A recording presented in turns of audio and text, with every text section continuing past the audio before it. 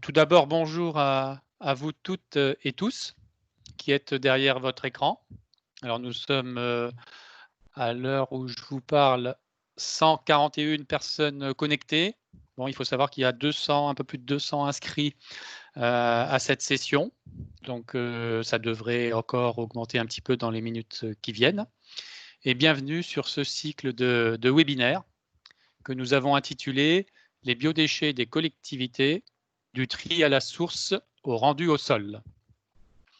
Je me présente, je suis Bruno Pellerin, président de la section territoriale Grand Est de l'ASTE, l'association scientifique et technique pour l'eau et l'environnement, et c'est à moi que revient le plaisir de vous accueillir. C'est en effet la section que je préside qui vous propose, en partenariat avec la FNCCR, la Fédération nationale des collectivités concédantes et régies, et avec le précieux soutien de l'ADEME, qui vous proposons ce cycle de webinaires. Un grand merci aux membres de notre petit comité d'organisation, dont vous voyez normalement les noms à l'écran, pour leur implication active dans la concrétisation de ce projet. Chacun d'entre eux interviendra par ailleurs à un moment ou à un autre dans la séquence des 3 webinaires. Et merci également, bien entendu, à tous les intervenants qui ont accepté de nous rejoindre et de nous consacrer du temps sur ce webinaire. Donc nous sommes aujourd'hui réunis pour ce qu'on a appelé l'épisode 1 de notre saga consacrée à la gestion des biodéchets, un épisode que nous avons intitulé Sens et enjeux pour les collectivités, sachant que nous avons souhaité enchaîner assez vite avec les épisodes 2 et 3, puisque dès jeudi prochain, aux mêmes horaires, nous traiterons du cadre réglementaire, et mardi prochain, le 9 juin, nous bénéficierons d'un ensemble de témoignages que nous avons voulu illustratifs de situations différentes, tant dans les caractéristiques d'habitat que dans les niveaux d'avancement des démarches engagées. Alors, je profite des 5-10 minutes qui me sont données pour vous dire quelques mots également en préambule sur l'ASTE et sa section territoriale Grand Est, que tous les participants ne doivent pas complètement connaître. Alors, l'ASTE, c'est quoi? C'est une association qui est maintenant d'un certain âge, puisque sa création remonte à 1905. On a plus d'un siècle. C'est une association reconnue d'utilité publique par l'État. L'association des professionnels de l'eau et des déchets, qui a comme caractéristique de regrouper l'ensemble des sensibilités et des profils de ces professionnels, que ce soit le monde du public, avec une représentation des collectivités, vous avez les proportions sur cette slide, des représentants des services de l'État, le monde de la recherche et de l'enseignement, qui est fortement représenté. Et puis également toutes les activités du monde privé, avec une bonne représentation notamment des bureaux d'études et de maîtrise d'œuvre, mais également de l'industrie, des États d'entreprise et des opérateurs. Donc c'est cette communauté globale qui œuvre à fabriquer du consensus, c'est un petit peu le mot d'ordre de l'ASTE, le consensus, la recherche du consensus, le partage d'expériences pour aboutir à des productions techniques et scientifiques. Donc, ça peut être des guides, on le verra tout à l'heure, des retours d'expérience. L'ASTE édite également une revue scientifique et technique, le TSM, et puis organise régulièrement des événements locaux et nationaux sur toutes les thématiques que vous pouvez voir sur la droite, du grand cycle de l'eau et du monde des déchets, mais également des thématiques liées à l'international et au changement climatique. Voilà quelques exemples d'ouvrages.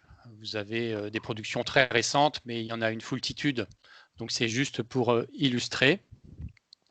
Et puis la revue TSM, que j'invite les personnes qui ne la connaissent pas à découvrir.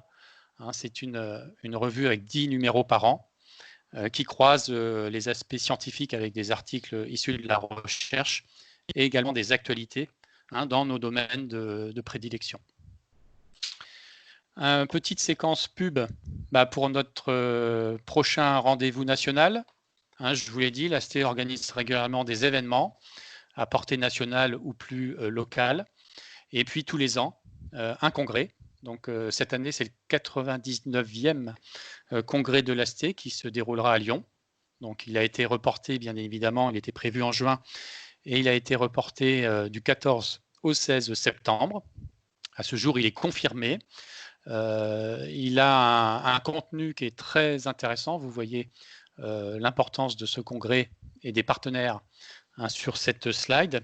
Et j'ai noté dans le domaine des déchets, notamment une session spécifique aux déchets plastiques, mieux connaître les déchets plastiques, et également une visite technique d'une usine de tri, Trivalo, qui vient d'être inaugurée en fin d'année dernière, d'une capacité de tri annuelle de 60 000 tonnes de collecte sélective pour répondre aux besoins de l'agglomération lyonnaise et d'autres collectivités alentours, avec une conception dernier cri, regroupant les nombreuses technologies, des trieurs optiques dernière génération, des cribles balistiques, des cribles à disque, un robot trieur piloté par intelligence artificielle, etc. Donc de quoi venir échanger, partager et voir, apprendre aussi au travers de ces quelques journées à Lyon. La section Grand Est, parce que l'AST croise des commissions techniques thématiques sur tous les sujets du grand, du petit cycle de l'eau, des déchets, propreté, etc., avec des échanges qui se situent plutôt au niveau national, et puis des sections territoriales qui se veulent le relais et la valorisation de ces productions nationales, et à contrario qui permettent aussi de remonter des préoccupations terrain au niveau du siège de l'AST et de faire remonter des retours d'expérience utiles pour la valorisation de ce qui se passe sur tous les territoires. Donc parmi les 13 sections territoriales, la section Grand Est, que j'ai le plaisir de présider, organise régulièrement des activités à l'échelle de son territoire. Fin 2019, nous avons par exemple organisé une journée technique sur la gestion pluviale des eaux urbaines, là aussi en partenariat avec la FNCCR, mais également en partenariat avec le pôle de compétitivité Hydreos. Et puis, nous avons été présents au salon Urbest de Metz en janvier dernier, au travers d'une table ronde organisée par la FNSA sur la gestion patrimoniale des réseaux d'assainissement. Et nous avons nous-mêmes animé une conférence avec Pierre Hitzberger, vice-président de l'AST, qui est venu parler de comment les services publics des déchets et de l'eau peuvent-ils atténuer leurs émissions de gaz à effet de serre et s'adapter au changement climatique. Je vous engage, pour ceux qui ne connaissent pas la production récente de l'AST sur le sujet, à aller la consulter. Elle est en ligne sur notre site internet et elle contient un certain nombre de retours d'expérience sur le domaine, et ça a vocation à s'enrichir, s'alimenter au fur et à mesure du temps. Voilà, où que vous soyez sur le territoire, il doit y avoir une section territoriale de l'AST qui peut vous convenir et proposer ce genre d'événement. Alors, en général, en local, en présentiel, c'est notre mode classique d'intervention. Et d'ailleurs, le cycle de webinaire qui vous est proposé aujourd'hui devait initialement se tenir sous forme d'une journée technique à Nancy, mais la crise sanitaire en a décidé autrement. Et loin de nous résigner, nous avons décidé de transformer cette contrainte en opportunité et de vous proposer ce format webinaire, alors qui, avec le confinement, connaît un grand succès dans beaucoup de domaines et qui permet de faire tomber la barrière de la distance géographique et de toucher un public plus large et sous une forme en plus qui s'adapte peut-être plus facilement à nos agendas très contraints, en permettant de ne réserver que 2 heures dans la journée au suivi de ce webinaire. Donc c'est une première pour l'AST. Alors aussi, je vous remercie par avance de votre bienveillance en cas de grains de sable technique au cours de ces rendez-vous. Je vous précise qu'un questionnaire de satisfaction sera adressé à chaque participant à l'issue du cycle par Sandrine, notre correspondante de l'AST à Nanterre, de manière à nous permettre d'en tirer des enseignements pour l'avenir et à nous inscrire dans une logique d'amélioration continue. Et voilà, avant de commencer et de rentrer dans le vif du sujet, j'en viens à quelques précisions et consignes pour assurer un bon déroulement de la webconférence. Comme ça vous l'a été indiqué sur le petit tuto, merci à chaque participant de couper son micro et de désactiver sa caméra.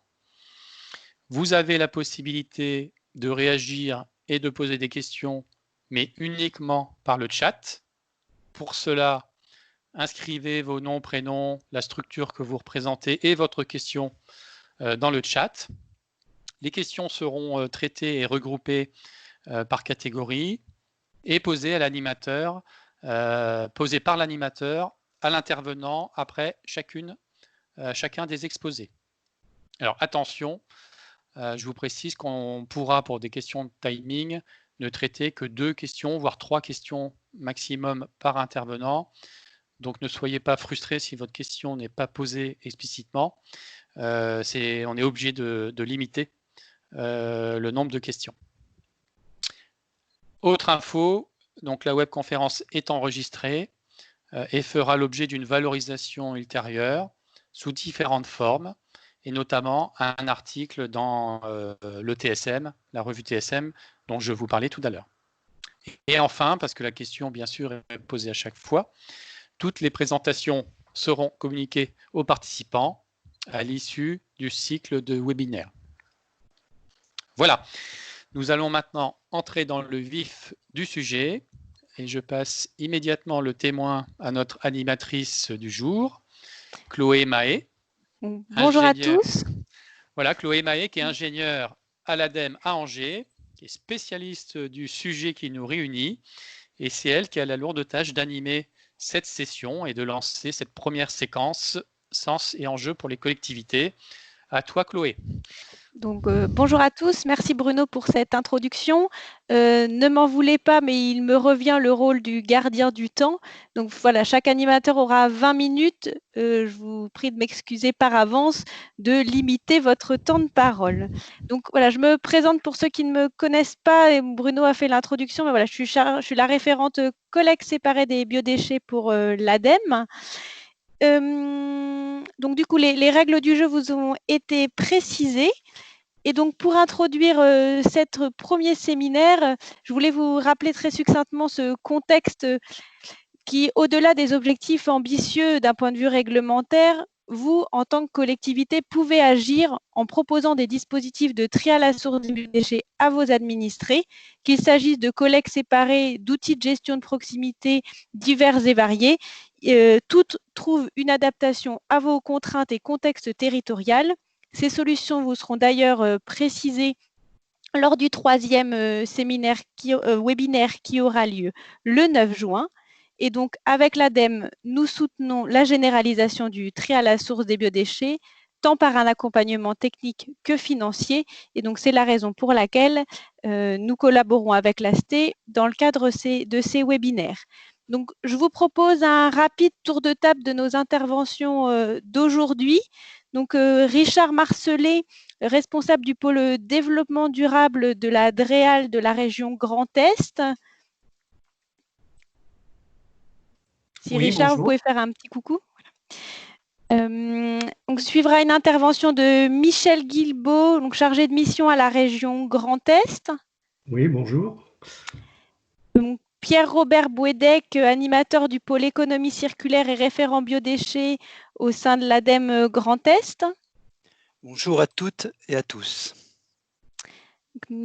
Également une intervention de Nicolas Mortas, trésorier du réseau Compost Citoyen Grand Est et président d'Organéo. Bonjour tout le monde. Et le mot de la fin sera pour Jérôme Béton, directeur régional de l'ADEME Grand Est.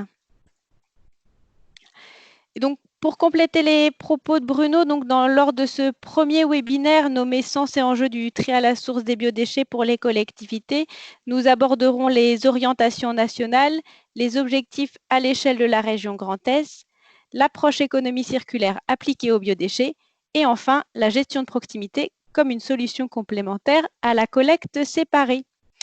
Et il m'a également été demandé d'apporter une précision du point de vue vocabulaire. Donc, pour qu'on soit bien raccord, le terme de biodéchet, qui est défini à l'article R541-8 du Code de l'environnement, intègre 2 groupes de déchets. Donc, biodéchets, ça intègre les déchets verts et les déchets alimentaires, 2 catégories de déchets aux enjeux différents et avec des contraintes de traitement et notamment d'hygiénisation qui diffèrent.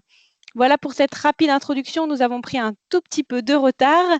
Du coup, je vous propose, Richard, de nous partager votre écran et de démarrer.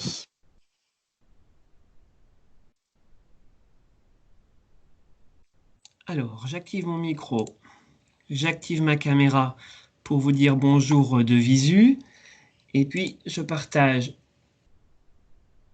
mon support d'intervention.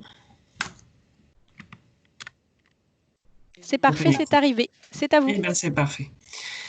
Donc oui, je suis donc Richard Marcelet, en charge de la promotion du développement durable en DREAL Grand Est, et notamment donc de tout le volet économie circulaire, y compris donc cet aspect gestion des déchets organiques, et c'est à ce titre que je suis présent aujourd'hui.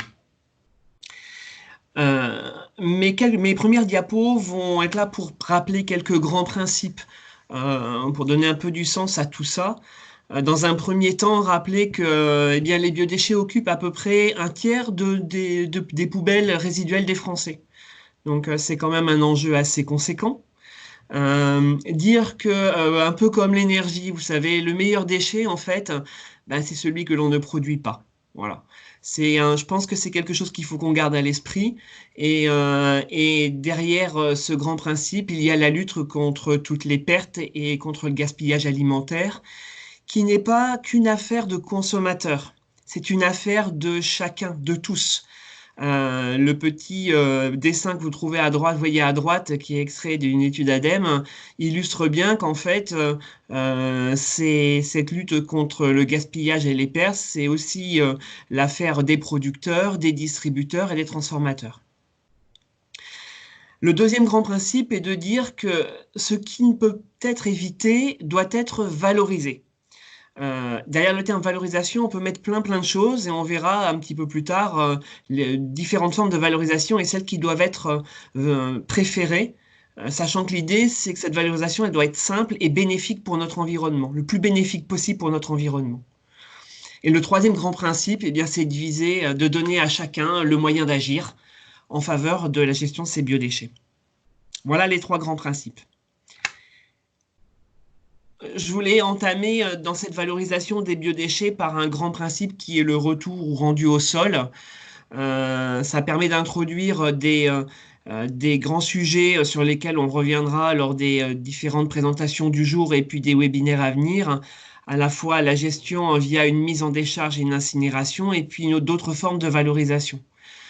La grande tendance, bien sûr, c'est d'aller vers une diminution de ces mises en décharge et incinération. Pourquoi? Parce que c'est bien une forme de valorisation, mais ces biodéchets peuvent être considérés aussi comme de l'or et être valorisés bien autrement plutôt que d'être simplement brûlés. D'autant plus que les mises en décharge et l'incinération a des effets pas très positifs sur notre environnement, notamment en termes d'émissions de gaz à effet de serre.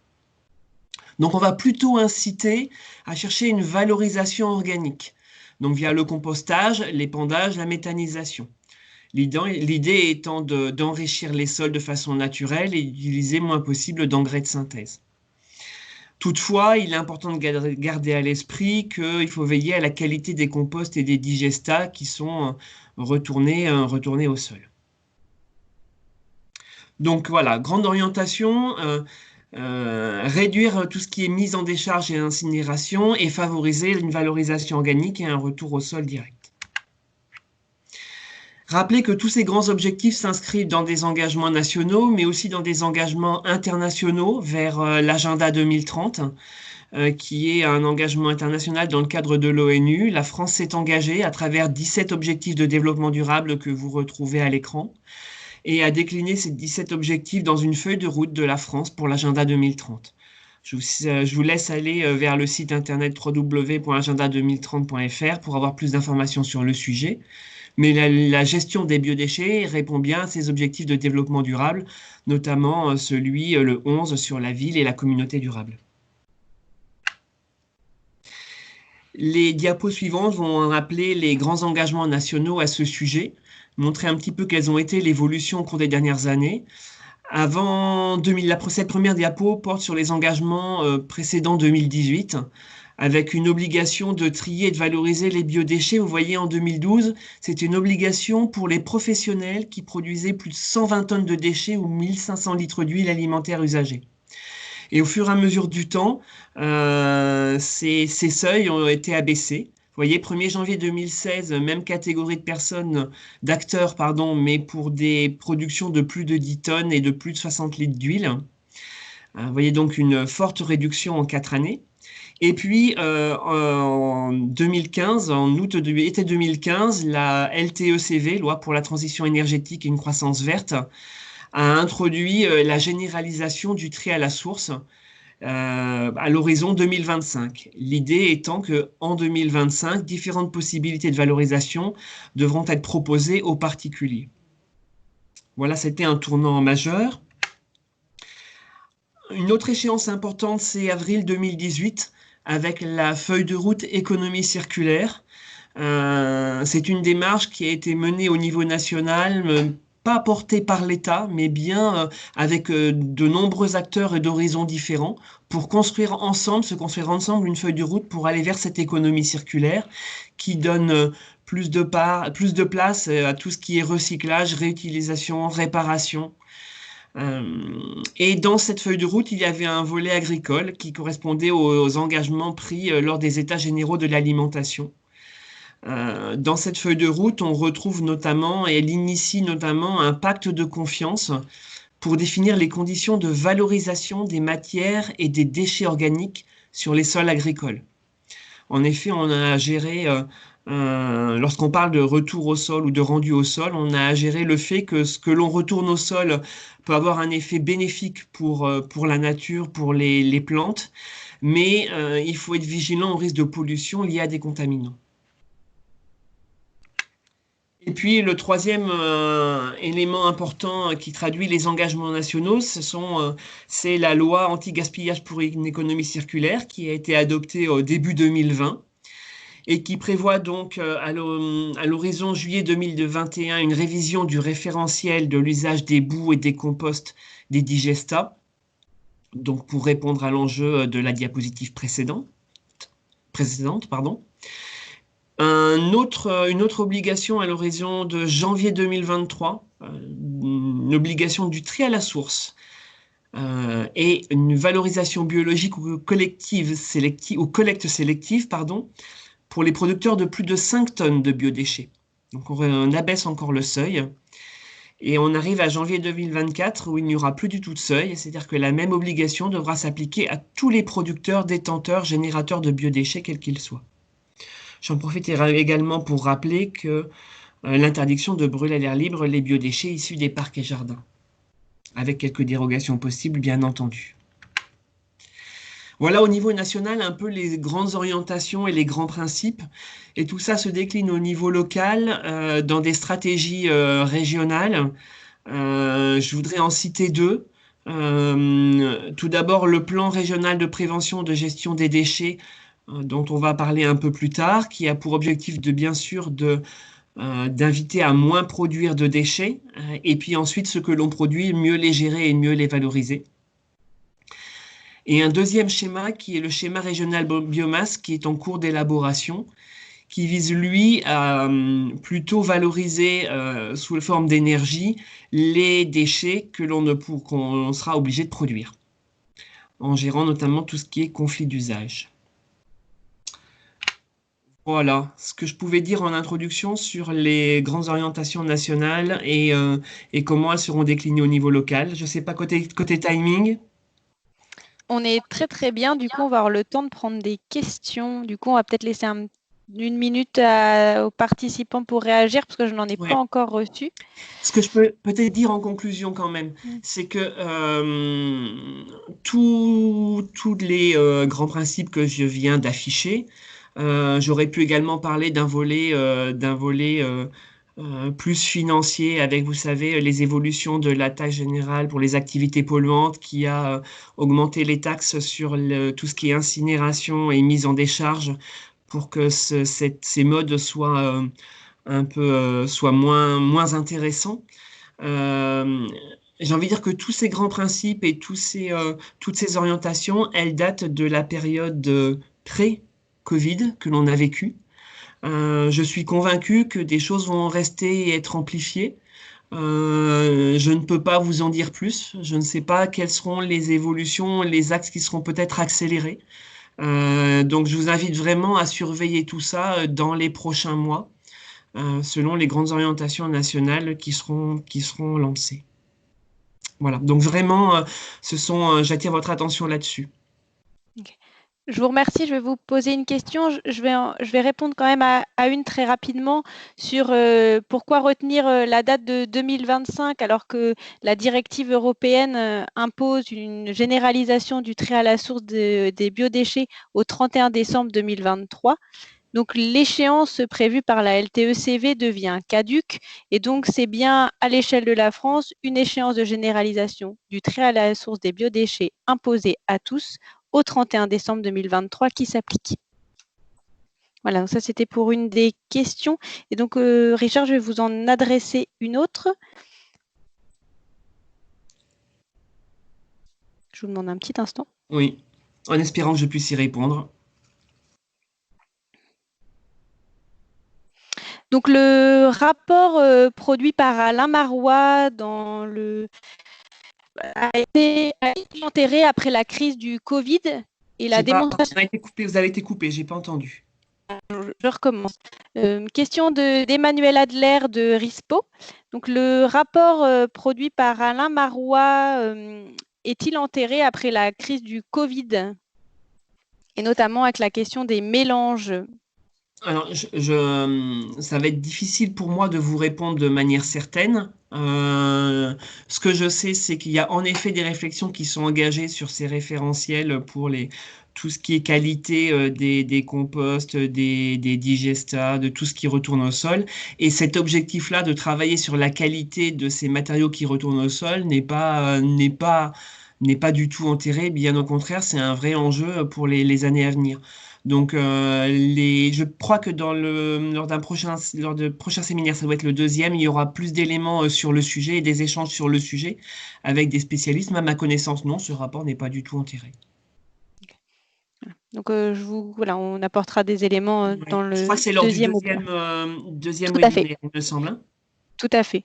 Donc, du coup, on a le temps de prendre quelques questions supplémentaires. Donc, question suivante.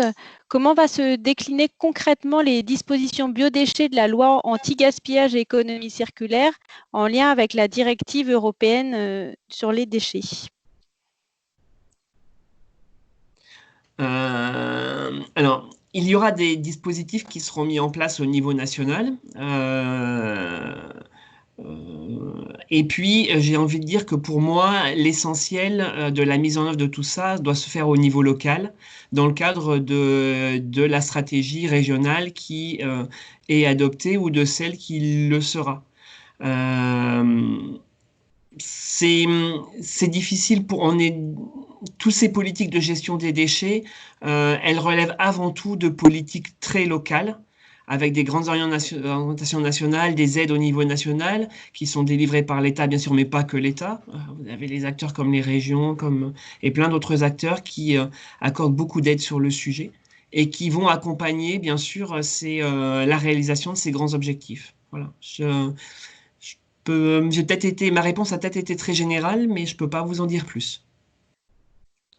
Je vous remercie pour ces éléments. Du coup, on va poursuivre. Et puis, si jamais il y a d'autres questions, je vous remercierai d'être en ligne. Et puis, voilà, si le temps nous le permet, on y reviendra en fin de webinaire. Je coupe mon micro, je coupe ma caméra, mais je reste avec vous. Je vous remercie. Michel Guibaud, du coup, de la région Grand Est pour les orientations biodéchets du PRPGD de la région. Je vous laisse prendre la main et nous partager votre écran. Oui, merci. Bonjour à tous. Je vais donc télécharger mon PowerPoint.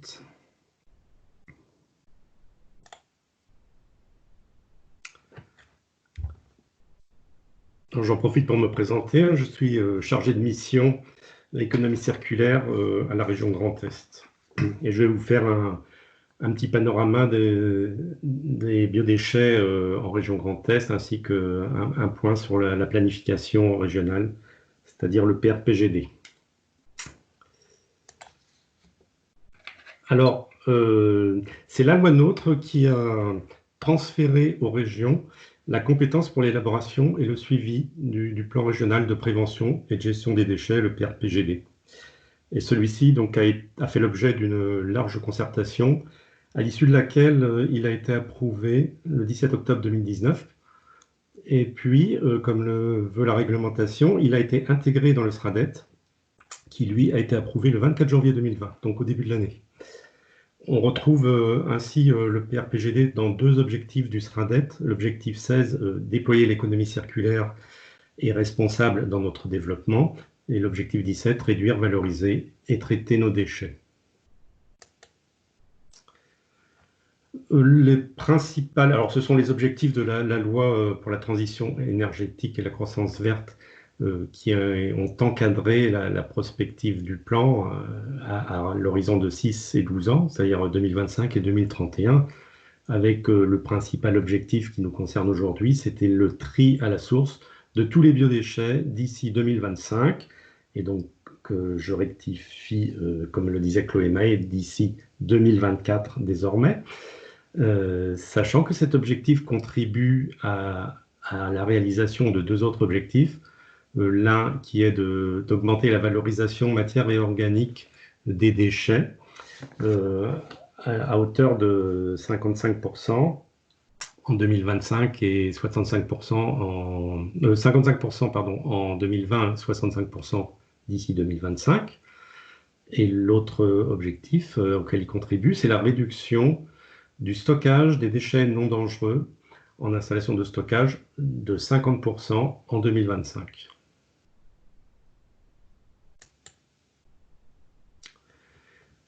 La généralisation du tri à la source, comme disait Richard Marcellet, ça date depuis longtemps, depuis 2012, pour les gros producteurs.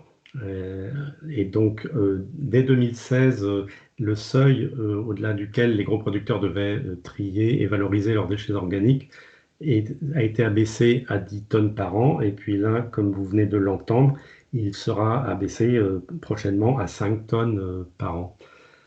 Eh bien, en 2024, cette obligation de tri à la source s'appliquera à tous les producteurs, qu'ils soient ménages ou professionnels. Et c'était donc issu du paquet économie circulaire qui a été adopté par le Parlement européen le 30 mai 2018 et qui a modifié l'échéance de la loi TECV.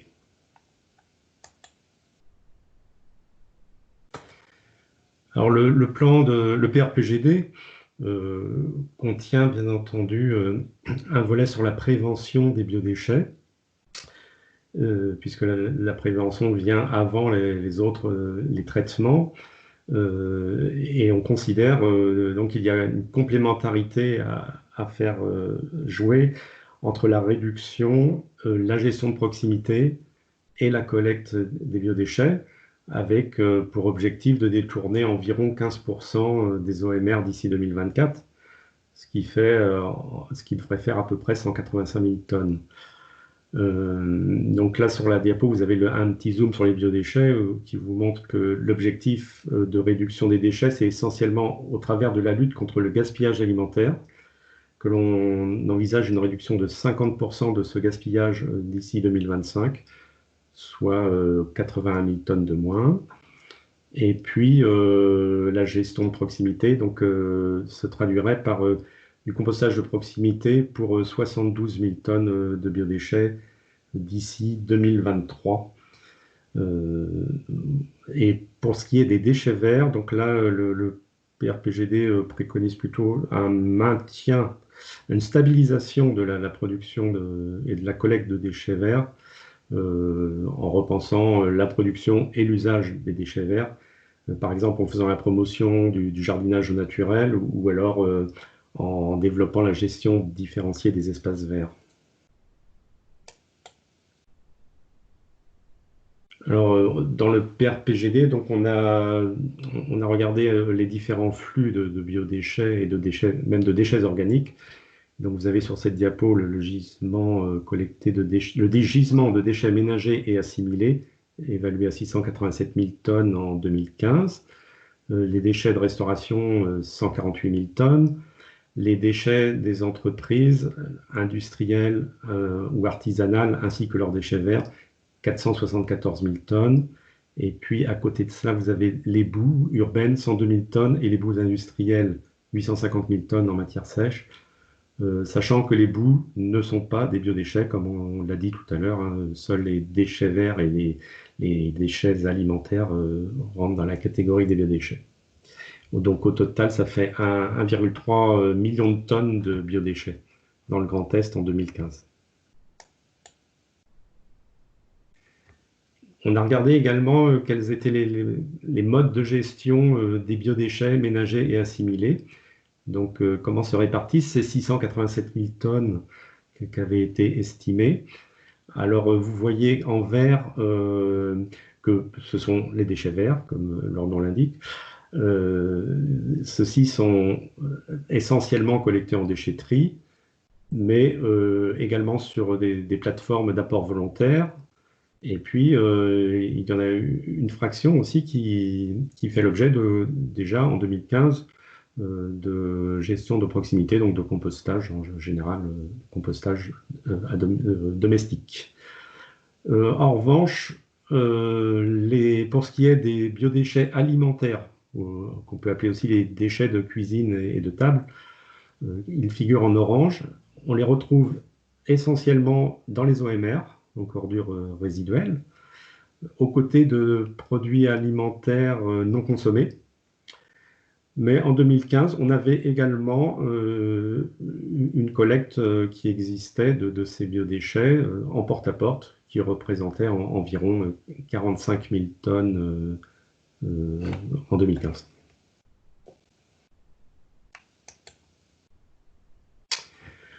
Alors, on s'est aussi penché sur le traitement. Donc, le traitement se fera pour la valorisation organique essentiellement par compostage ou par méthanisation. Et la carte des installations de traitement a été complétée en 2019 à l'occasion de l'élaboration du schéma régional de la biomasse. Donc, on a pu dénombrer 98 installations de compostage, dont 12 possèdent un agrément sanitaire pour les sous-produits animaux de catégorie 2 et 4 pour les sous-produits animaux de catégorie 3. C'est-à-dire, catégorie 3, en fait, c'est ceux qui nous intéressent, ce sont les biodéchets alimentaires. Et mon PowerPoint vient de disparaître.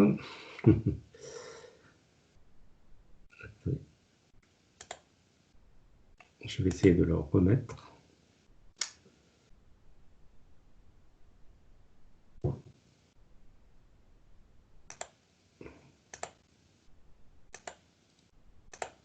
C'est bon, ça. Voilà, donc 4 agréés pour les sous-produits alimentaires de catégorie 3, c'est-à-dire en théorie, ça serait 4 qui soient agréés pour traiter des biodéchets alimentaires. Le reste traitant essentiellement les déchets verts. On dénombrait également en 2019 129 installations de méthanisation. Alors, c'était essentiellement des installations de méthanisation agricole. Et il faudrait les compléter par 16 installations de stockage de déchets qui produisent du méthane. Donc, ce qui ferait 145 points de production de méthane. Parmi elles, 61 ont un agrément sanitaire pour les SPAN de catégorie 2 et 9 seulement pour les SPAN de catégorie 3. Donc en théorie, 9 qui pourraient recevoir et traiter des biodéchets alimentaires des ménages.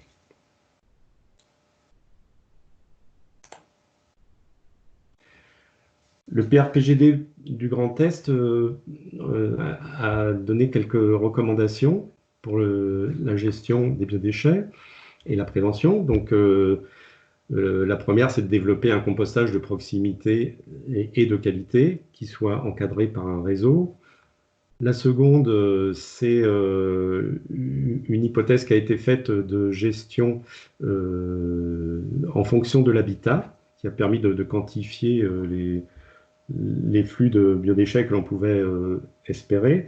Et donc, on a fait une hypothèse de gestion de proximité pour un habitat dispersé et intermédiaire pour 52% de la population. Il y a une petite inversion sur la diapo. Et une hypothèse de collecte séparée qu'on préconise plutôt pour l'habitat urbain dense. Donc, avec cette hypothèse-là, on a pu quantifier les flux de biodéchets qu'on pouvait escompter. Le plan préconise également une approche territoriale du traitement avec une étude des débouchés pour un retour au sol des digestats en concertation avec les principaux intéressés que sont les agriculteurs et dans un esprit de boucle d'économie circulaire. On demande également, quelle que soit la solution préconisée, de mesurer l'efficacité de la solution qui a été employée. Et enfin, on préconise de maîtriser le coût global du service de collecte des déchets ménagers et assimilés, puisqu'une des collectes séparées de biodéchets ne doit pas venir en supplément des collectes de déchets, mais en substitution de certaines collectes. Et puis, c'est aussi l'occasion peut-être de revoir l'organisation du service public de gestion des déchets ménagers, de façon à ne pas faire déraper les coûts. Par ailleurs, les petits producteurs pourraient avantageusement être intégrés dans des collectes de biodéchets ménagers lorsqu'on est en milieu urbain. Et puis, on demande aussi à ce que les collectivités soient éco-exemplaires, puisqu'elles ont souvent des restaurants scolaires ou des restaurants administratifs. Donc, concernant le traitement, eh bien, comme je disais, la valorisation se fera essentiellement par compostage ou méthanisation, après hygiénisation, puisque la réglementation sanitaire veut que l'on hygiénise les déchets de cuisine et de table. Et donc, c'est une contrainte, effectivement, pour les installations. C'est pour ça que je vous ai parlé des agréments pour le traitement des biodéchets alimentaires. Pour ce qui est de la méthanisation, on a fait une articulation avec le schéma régional de la biomasse, dont je vous parlerai tout à l'heure. Par ailleurs, on préconise d'étudier l'implantation des unités de compostage ou de méthanisation agréées, de façon à pouvoir traiter les biodéchets alimentaires qui vont être collectés dans les années à venir et qui vont grossir qui vont grossir les flux déjà collectés. Et puis, on préconise un maillage des installations de transfert de biodéchets qui permettrait d'alimenter des installations de traitement dispersées sur le territoire.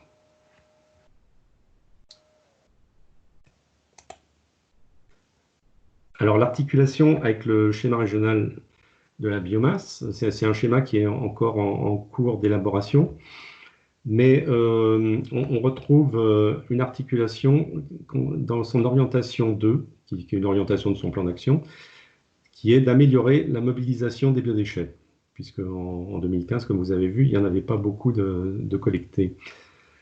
Pour cela, suite à des ateliers de travail qui ont déjà été organisés, on a pu en sortir 6 actions qui seront proposées pour le plan d'action du SRB.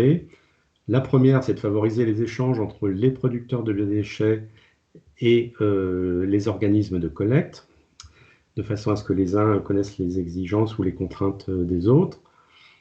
La seconde, c'est d'animer un réseau de collectivités sur la collecte séparée des biodéchets. La troisième sera de communiquer, sensibiliser et informer sur le tri des biodéchets. La quatrième, c'est de contrôler et faire appliquer la réglementation relative au tri des déchets. Alors, ça avait été également évoqué pour les déchets de bois. Et la cinquième action, c'est d'équiper des méthaniseurs d'hygiéniseurs pour accepter les biodéchets, parce que vous avez vu que ce sont essentiellement actuellement des méthaniseurs agricoles. Et la sixième action, c'est de créer un observatoire des biodéchets à même de mesurer des indicateurs qui nous manquent aujourd'hui. Il vous reste 3 minutes. Oui. Donc, pour ce qui est de l'observatoire, il faut savoir que le PRPGD contient un plan d'action en faveur de l'économie circulaire. Et on notera en particulier l'axe 2 de ce plan d'action, qui était de créer et mettre à disposition la connaissance sur les flux, les ressources et les pratiques. Et en s'appuyant sur cet axe, la région Grand Est a donc décidé la création d'un observatoire régional des déchets.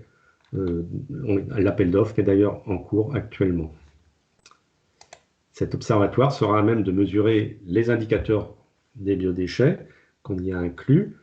Donc, pour les déchets ménagers assimilés, c'est bien entendu le taux de valorisation matière et organique qui sera surveillé, de même que pour les déchets d'entreprise. Et par ailleurs, on surveillera également le tonnage des biodéchets des ménages collectés sélectivement, ainsi que l'évolution de ce tonnage depuis 2015. Également, on mesurera la part des biodéchets des ménages qui sont collectés sélectivement par rapport au tonnage des ordures ménagères et assimilées, de façon à voir son évolution depuis 2015. On essaiera de mesurer la population ayant accès à une solution de compostage de proximité. Et enfin, concernant les déchets verts, on mesurera le tonnage des déchets verts collectés. Alors là, je vous ai mis les premiers résultats de collecte, hein, bien que l'observatoire ne soit pas encore opérationnel. J'ai pu extraire pour ce webinaire les premiers résultats. Et donc, pour ce qui est de la FFOM, c'est-à-dire les biodéchets collectés auprès des ménages, en 2015, on avait 45 000 tonnes de collectés, et en 2018, on a doublé ce tonnage, donc on a désormais 90 000 tonnes, soit 16 kg par habitant. Sachant que l'objectif du plan a été très modeste, à 13 kg par habitant. Pour ce qui est des déchets verts, là, on passe de 283 à 298 000 tonnes. Donc, c'est une augmentation qui fait qu'on collecte en 2018 54 kg par habitant. C'est une augmentation de 5%. Donc, on n'observe pas de stabilisation comme on l'espérait, mais bon, sachant que pour les déchets verts, il y a des fluctuations d'une année sur l'autre, également en fonction du climat. Enfin, j'ai mis un indicateur sur la prévention, c'est le nombre de PLP DMA. Donc ça, c'est les plans locaux de prévention qui sont devenus obligatoires depuis quelques années. Et en 2020, donc 17 PCI sur 131 ont adopté un PLP DMA. Néanmoins, il couvre 38% de la population.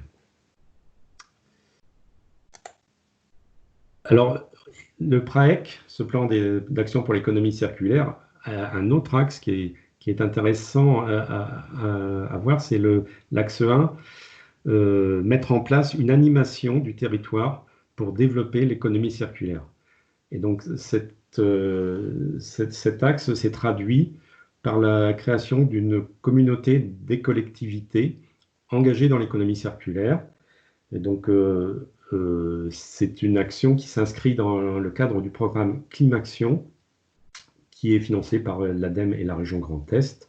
Et j'engage toutes les collectivités du Grand Est à adhérer à cette communauté de collectivités qui permet des partages d'informations, mais qui organise aussi des formations, des ateliers de travail sur différents thèmes concernant l'économie circulaire.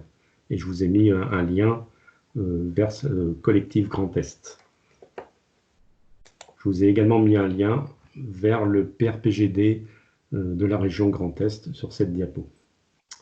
Voilà, merci de votre attention. Merci beaucoup. Du coup, je vais être le relais de quelques questions.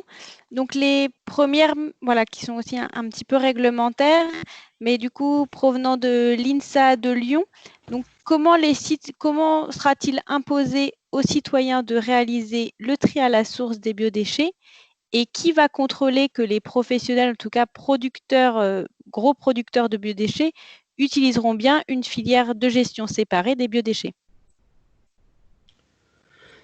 Alors, comme vous avez vu, c'est une action qui a été inclue dans le plan d'action du SRB parce qu'effectivement, il y a un problème d'application de la réglementation qui peut se poser.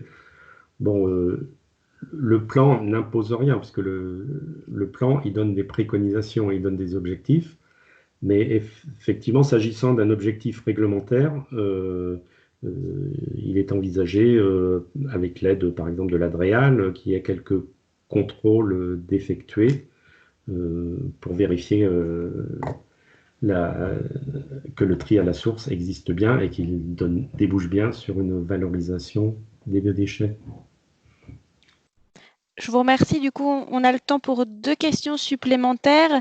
Donc, la première de Jean-Christophe Delalande de Veolia. Donc, pour le tri à la source des biodéchets en installation collective, sous-entendu en compostage partagé ou en établissement, quels sont les critères que vous avez définis pour considérer que les habitants sont desservis par une solution de tri à la source et donc, par conséquent, que l'obligation réglementaire est respectée, Oui, bon, c'est un peu du même ordre que la question précédente, hein. C'est comment vérifier que le tri à la source est effectif. Et effectivement, bon, c'est pour ça que nous préconisons un compostage, mais qui soit encadré. Et à mon avis, c'est la meilleure façon de s'assurer qu'il y a une participation et de mesurer aussi le taux de participation des habitants aux propositions de compostage, hein.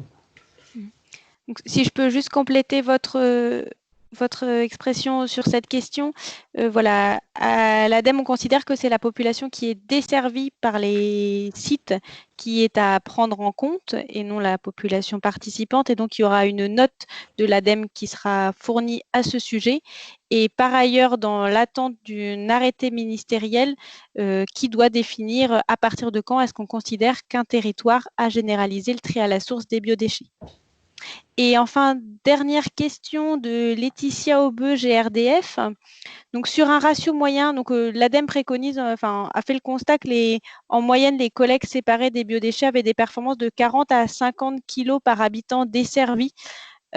Pourquoi avez-vous retenu un ratio de 30 kg par habitant et par an dans le cadre du PRPGD de la région Grand Est, qui paraît, selon la personne, un peu faible? Est-ce qu'il a été établi selon un retour d'expérience locale? Alors, c'est un ratio qui avait été établi par notre bureau d'études, en fait, hein, le bureau d'études qui a effectué l'élaboration du PRPGD avait des ratios, parce que c'est un bureau d'études national et qui a une certaine expérience d'observation des biodéchets, donc qui a proposé ce ratio. Si je reprends les indicateurs qui vous sont donnés, ah oui, vous n'allez peut-être pas les voir ici, mais en 2015, donc par habitant desservi, on avait 41 kilos pour tous les habitants desservis par une collecte de biodéchets. Et en 2018, quand on est un habitant desservi par une collecte de biodéchets, on a 45 kilos de biodéchets collectés. Voilà, donc effectivement, ce sont cette participation qui va permettre de dépasser l'objectif moyen par habitant sur la région Grand Est. Mais les objectifs initiaux ont été proposés par le bureau d'études et il est vrai qu'en 2015, c'était pas développé, on ne savait pas trop vers quoi on allait. Très bien. Je vous remercie du coup pour ces réponses éclairantes et je vous propose du coup, pour respecter le timing, de passer la parole à Pierre-Robert Bouédec de la direction régionale ADEME. Pierre, je te laisse présenter ton écran et prendre la suite. Merci. Je vais présenter l'intervention. Bonjour à toutes et à tous. Au sein de l'équipe des... Vous avez l'écran, il est visible? Oui, c'est parfait, Pierre, on voit bien. Merci. Au sein de l'équipe des 10 ingénieurs du pôle économie circulaire, je suis l'interlocuteur des collectivités du Bas-Rhin et je suis aussi le référent biodéchets au sein de l'équipe. C'est pour cela que j'interviens cet après-midi. Alors, afin de vous présenter les outils d'accompagnement des collectivités, je vous propose dans un premier temps d'illustrer le sens et les enjeux du tri à la source des biodéchets par une lecture économie circulaire territoriale appliquée aux denrées alimentaires. Pardon. Vous reconnaissez les trois domaines de l'économie circulaire: l'offre des acteurs économiques, la demande, le comportement des consommateurs, et puis, pour fermer la boucle en violet, la gestion des déchets. Alors, maintenant, inventorions les acteurs de cette boucle locale. Les agriculteurs, les maraîchers, les arboriculteurs sont les producteurs de denrées. Ensuite, industrie agroalimentaire, métiers de bouche transforment ces denrées en produits alimentaires qui sont eux-mêmes distribués par la grande distribution des commerces de proximité et acquis et consommés, soit à la maison, soit au restaurant, à la cantine. Malheureusement, les déchets liés au retour de salle ou les déchets de préparation sont pris en charge par les services déchets de la collectivité qui les confie à un gestionnaire de plateforme de traitement pour les retourner au final vers le sol. On dit aujourd'hui retour au sol, mais l'expression rendu au sol paraît plus appropriée parce que un agriculteur, un maraîcher, un arboriculteur qui a le souci de la durabilité de son sol, a le souci du maintien ou même de la remontée de la teneur en matière organique et donc est intéressé par l'approvisionnement durable d'amendements organiques de qualité. Cela a été déjà souligné par les deux précédents intervenants. Voilà pourquoi l'approvisionnement durable, pour nous, est un pilier de l'économie circulaire, puisque c'est un pilier qui montre que des ressources peuvent être économisées, en particulier les engrais minéraux qui aujourd'hui sont largement employés. Dans un second temps, un agriculteur aussi a le souci d'un moindre impact sur l'environnement, puisque son intérêt, c'est de maximiser la vente des denrées qu'il produit. C'est pour cela qu'on parle de lutte contre les pertes alimentaires. De la même façon, les industries agroalimentaires, les métiers de bouche aussi ont le souci de diminuer leurs déchets de fabrication, comme les distributeurs, les commerçants de proximité, leurs invendus. Quand on s'adresse aux ménages ou aux restaurateurs, on parle plutôt de lutte contre le gaspillage alimentaire. Se rajoute une dimension morale. Je continue sur les piliers qui soutiennent l'économie circulaire. Eh bien, nous avons eu l'habitude, et cela a été dit à l'instant, la gestion de proximité est un pilier puisqu'elle permet de valoriser localement sur place les déchets produits par soit le ménage, soit des professionnels de la restauration. Par défaut, les déchets sont collectés et de façon séparée, de façon à être stabilisés et transformés en amendements organiques. J'ai rajouté avec l'hygiénisation puisque c'est une obligation réglementaire d'ailleurs qui sera détaillée lors du prochain webinaire, c'est-à-dire jeudi prochain. Boucle locale. Pourquoi locale? C'est parce que, bien sûr, des champs cultivés, il y en a partout. Donc, localement, des exutoires existent, moyennant la mise en œuvre de la boucle, à proximité des producteurs. Et d'ailleurs, les installations de traitement, Michel Guilbault vient de nous le dire, qui disposent d'un agrément sanitaire, il y en a au moins une installation, il y a plus d'une installation par département, 10 départements dans le Grand Est. Voilà, à présent, passons à la diapositive suivante, qui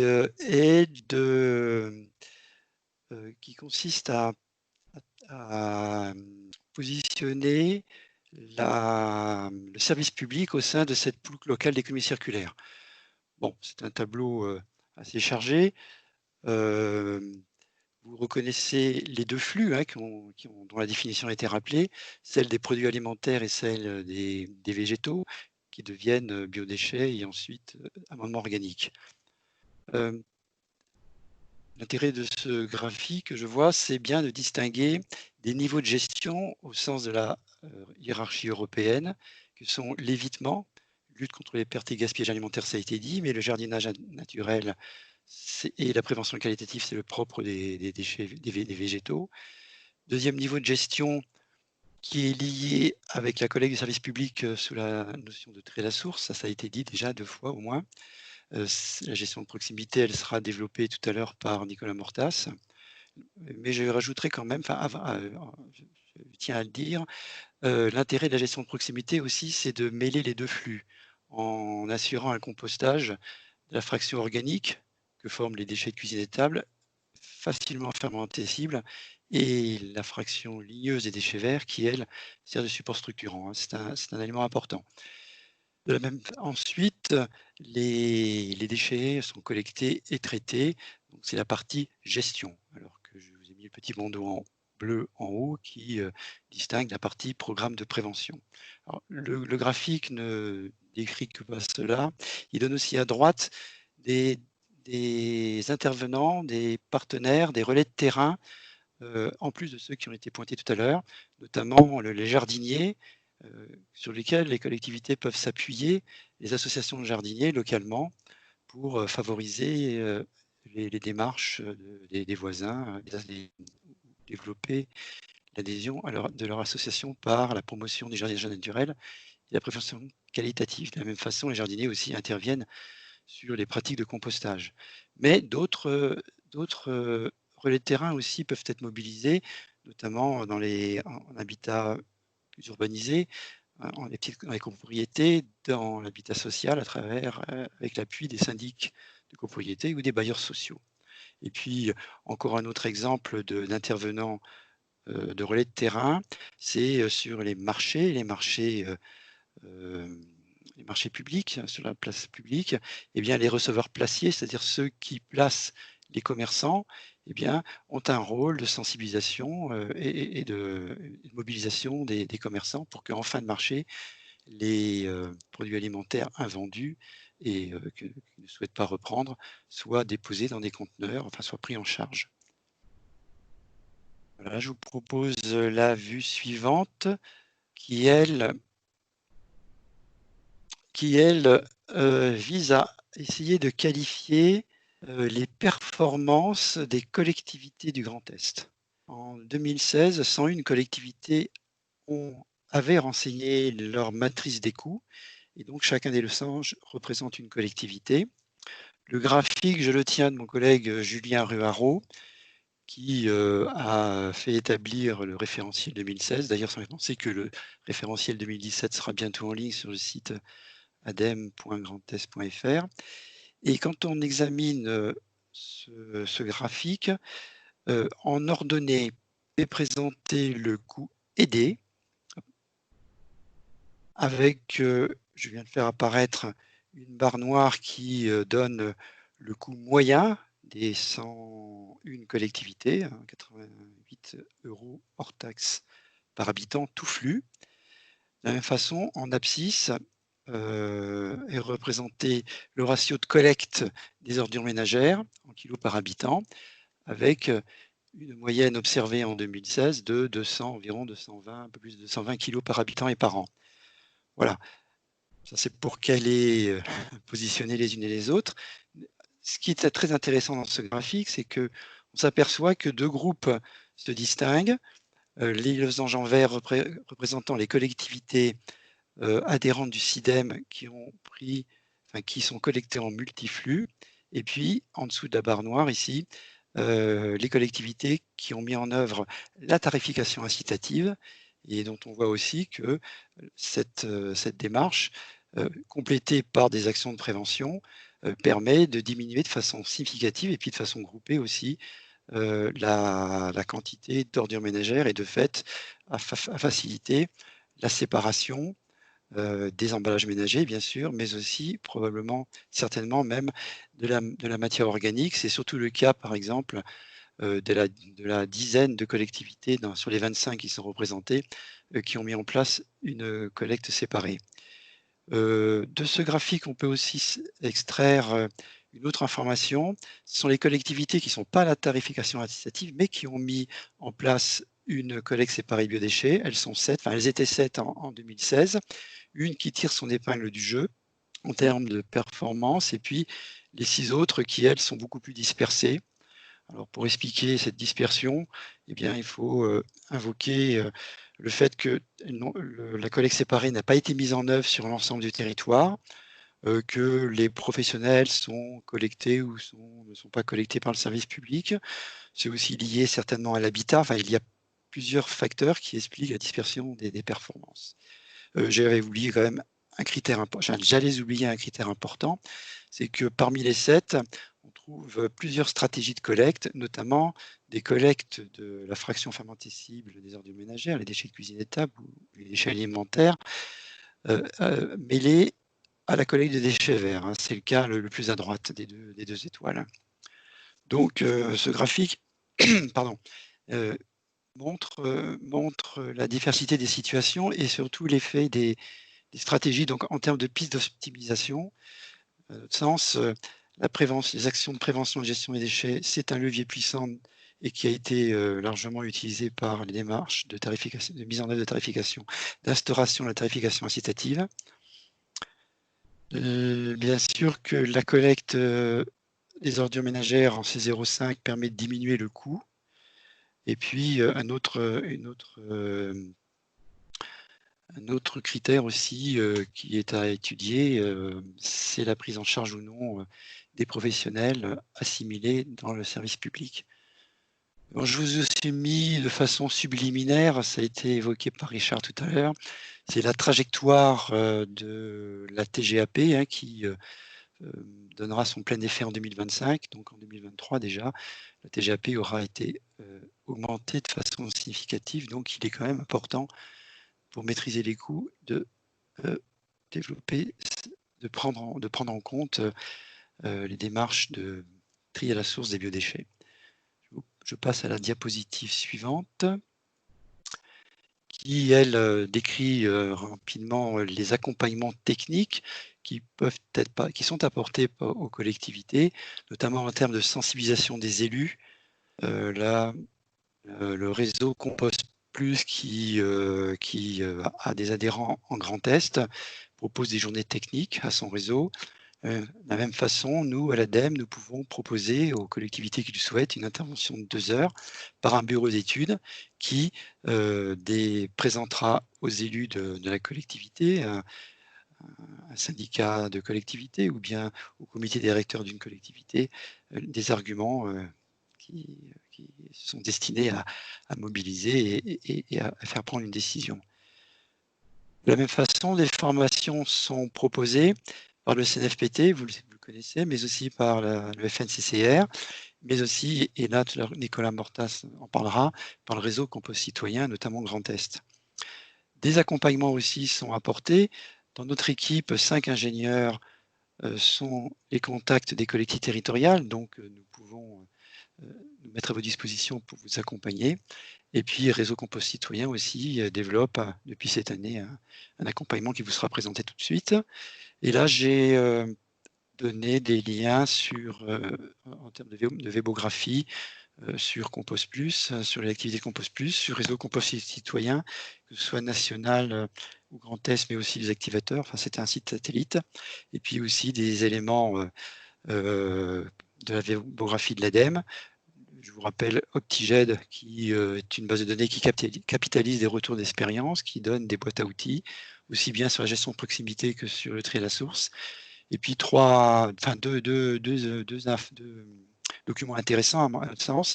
Un qui est une étude technico-économique de 2017, donc, centrée sur la collecte séparée, et puis très récemment mis en ligne une étude, les résultats d'une étude d'évaluation des démarches de gestion de proximité. Je vous propose de passer à la 5e vue, qui est naturellement importante aussi. Ce sont les accompagnements financiers. Alors, ces accompagnements financiers sont déployés dans le cadre de la démarche Climaction dont a parlé à l'instant Michel. La démarche Climaction, c'est une concertation entre la région Grand Est, l'ADEME et l'ADREAL. Ce dispositif de soutien est déployé ici en Grand Est depuis cette année. Et nous avons convenu que ce soit l'ADEME qui déploie l'ensemble des aides. Alors là, dans la présentation, je distingue des actions en amont d'évitement, de gestion de proximité, mais aussi, ça a été dit, de diagnostic du brûlage des déchets verts, puisqu'il est interdit, et puis en aval, vous le savez, la collecte déchets, la collecte séparée, et puis la caractérisation des ordures ménagères. Pour ce faire, l'agence peut accompagner des études, l'expérimentation, la mise en œuvre. Pour les études, c'est un dispositif d'aide plafonné à 70 000 €. Nous pouvons mettre à votre disposition un cahier des charges type que vous adapterez à votre propre situation. Nous pouvons aussi accompagner les collectivités dans une démarche d'expérimentation, un soutien équivalent, soit pour faire une expérimentation sur un territoire témoin, un territoire qui permettra de la déployer par la suite, ou bien expérimenter des modalités de collecte innovantes. En dernier lieu, nous avons lancé l'année dernière un appel à projet chez Biodec qui est aussi en vigueur cette année et qui sera certainement aussi lancé les années prochaines, au mieux jusqu'en 2023, avec 2 modalités. Soit les collectivités intéressées se centrent leur projet sur l'amont, ce qu'on appelle le périmètre 1, c'est-à-dire la gestion de proximité et les actions de prévention, mais aussi les collectivités peuvent répondre plus globalement en intégrant les collectes séparées. Voilà. Je crois que je vous ai mis le lien sur l'appel à projet. Nous pouvons aussi, c'est encore possible, accompagner pendant 3 ans l'animation sur un territoire autour de la matière organique et plus précisément sur les déchets organiques, ce qu'on appelle un CARDO, un contrat d'animation relais déchets organiques. Voilà, c'en est fini pour mon exposé. Je vous remercie. Merci beaucoup, Pierre. Nous n'avons pas reçu de questions liées à ta présentation. Je vous propose du coup qu'on enchaîne avec la présentation de Nicolas Mortas, qui va nous confirmer que la gestion de proximité a toute sa place, et puis qu'ensuite on prenne les quelques questions qui sont restées sans réponse si le délai, le timing nous le permet. Merci beaucoup Pierre. Et du coup, Nicolas, je te laisse nous partager ton écran. Oui, bonjour à toutes et à tous. Alors, je vais peut-être couper la vidéo et uniquement vous partager mon écran pour observer un peu la tuyauterie du réseau. Alors, dites-moi juste si vous pouvez voir mon écran et ma présentation. Alors, pour l'instant, on n'a pas ta présentation.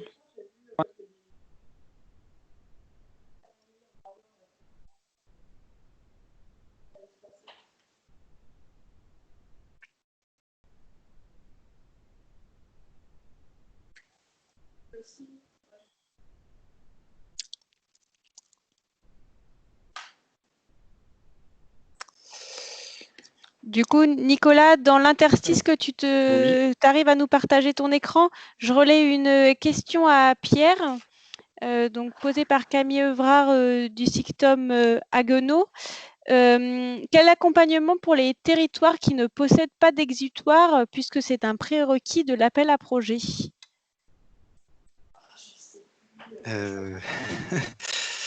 Comment mettre en œuvre La collecte séparée des biodéchets, si l'on n'a pas accès à un territoire, il faut chercher un petit peu plus loin que sur son propre territoire. Je ne peux répondre que cela. En tout cas, tu confirmes que ce n'est pas un frein et qu'on peut accompagner des territoires qui ne possèdent pas sur leur propre territoire d'exutoire, mais qui en rechercheraient un peu plus loin. Mais bien sûr. Très bien. Donc, nous avons ta présentation, Nicolas, et je te laisse démarrer. Ok, parfait, merci beaucoup. Donc, bonjour à toutes et à tous. Donc, je suis Nicolas Mortas, cofondateur d'Organéo. On est un bureau d'études qui accompagne à la lutte contre le gaspillage alimentaire et au compostage de proximité les collectivités principalement. Et nous faisons partie d'un collectif de 4 organisations qui avons porté le projet de réseau compost citoyen Grand Est. Ce projet RCC Grand Est a été monté notamment à la demande de l'ADEME. Et nous avons commencé en 2018 à réaliser un état des lieux, donc avec nos partenaires, la Maison du Compost, Biocyclade et la Fredon, à l'époque Champagne-Ardenne, pour réaliser un état des lieux de la prévention et gestion de proximité des biodéchets en Grand Est. Alors, un petit mot sur l'acronyme PGPROX. C'est l'acronyme qui est vraiment utilisé par le réseau et également par l'ADEME sur tout ce qui concerne la prévention et la gestion de proximité des biodéchets. Alors, prévention, Richard Marcellet l'a déjà cité tout à l'heure. L'idée, c'est d'éviter de produire des déchets, puisque le déchet le plus facile à gérer, c'est celui qu'on ne produit pas. La proximité, qu'est-ce que c'est dans l'acronyme PGPROX? Alors, au sens auquel on l'entend, c'est vraiment de gérer à l'échelle individuelle et jusqu'au niveau de la ville, voire de la communauté de communes ou d'agglomération, les biodéchets. Il y a aussi une idée de proximité sociale, c'est-à-dire de faire soi-même et avec les autres, être acteur de la gestion du déchet. Et enfin, dans la gestion, alors historiquement, la PGPROX s'appelait la GPROX parce qu'on était vraiment sur la gestion par la voie du compostage de proximité. Et le compostage, qu'est-ce que c'est? Je le rappelle quand même, parce que c'est sa définition, c'est important de l'avoir en tête, c'est la décomposition de la matière organique en présence d'air et d'eau. Donc historiquement, c'était vraiment le périmètre gestion par le compostage. Et puis maintenant, on a rajouté le P, prévention. Et je le reciterai tout à l'heure, l'idée c'est d'éviter de produire à la source et donc de travailler aussi sur la lutte contre le gaspillage alimentaire.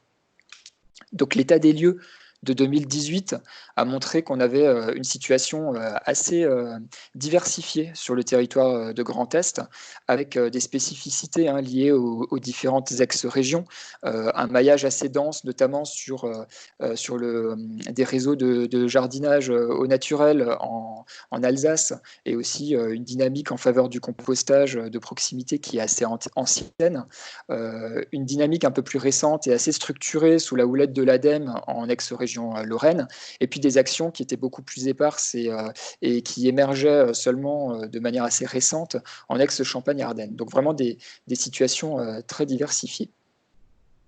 En 2019, sur la base de ce premier état des lieux, nous avons proposé un premier plan d'action qui visait à créer le réseau compost citoyen Grand Est.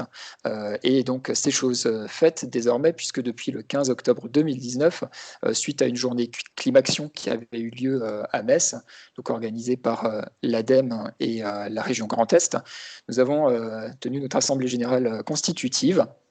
Et donc aujourd'hui, le RCC Grand Est existe et a des adhérents. Alors aujourd'hui, nous avons 22 adhérents.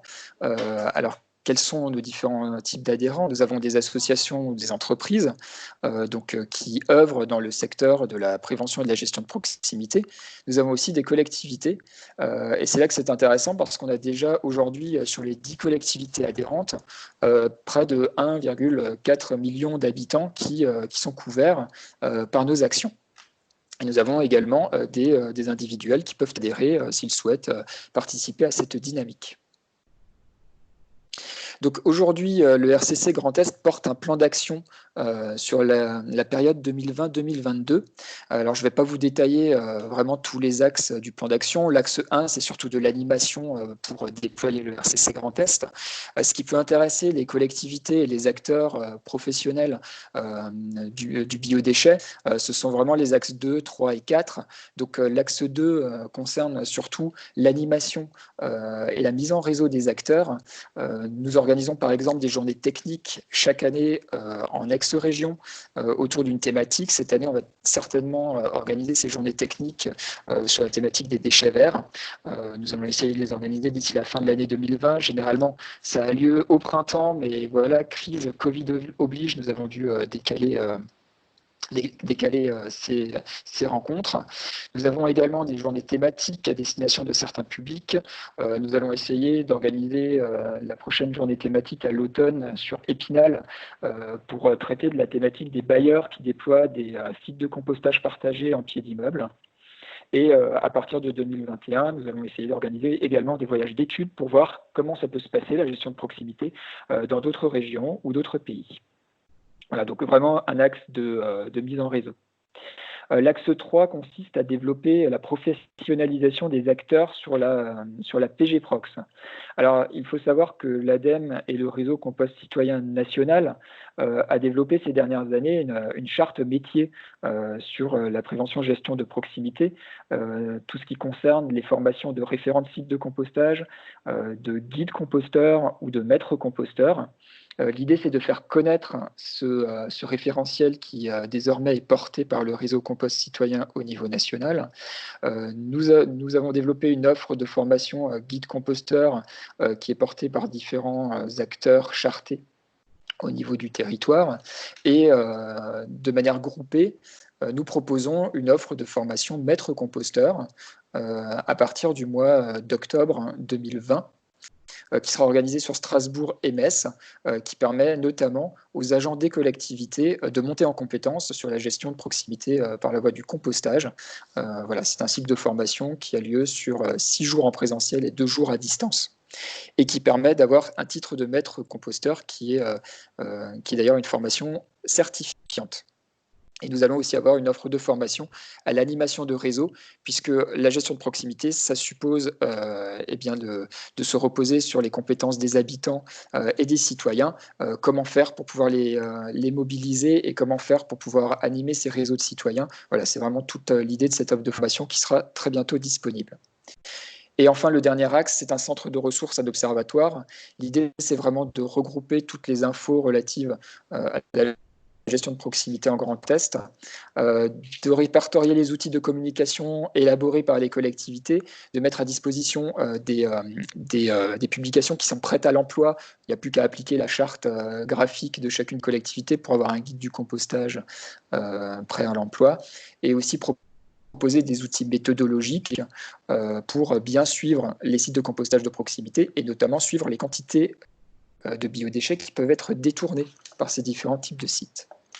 Donc voilà pour ce qui peut intéresser les collectivités par rapport à notre plan d'action. Et je vous propose maintenant de passer à la suite de la présentation et de voir comment la PGProx peut être vraiment complémentaire à la collecte. Donc on en a déjà rapidement parlé du contexte. Il y a le rendu au sol des biodéchets. En effet, les biodéchets, ce sont soit des déchets alimentaires,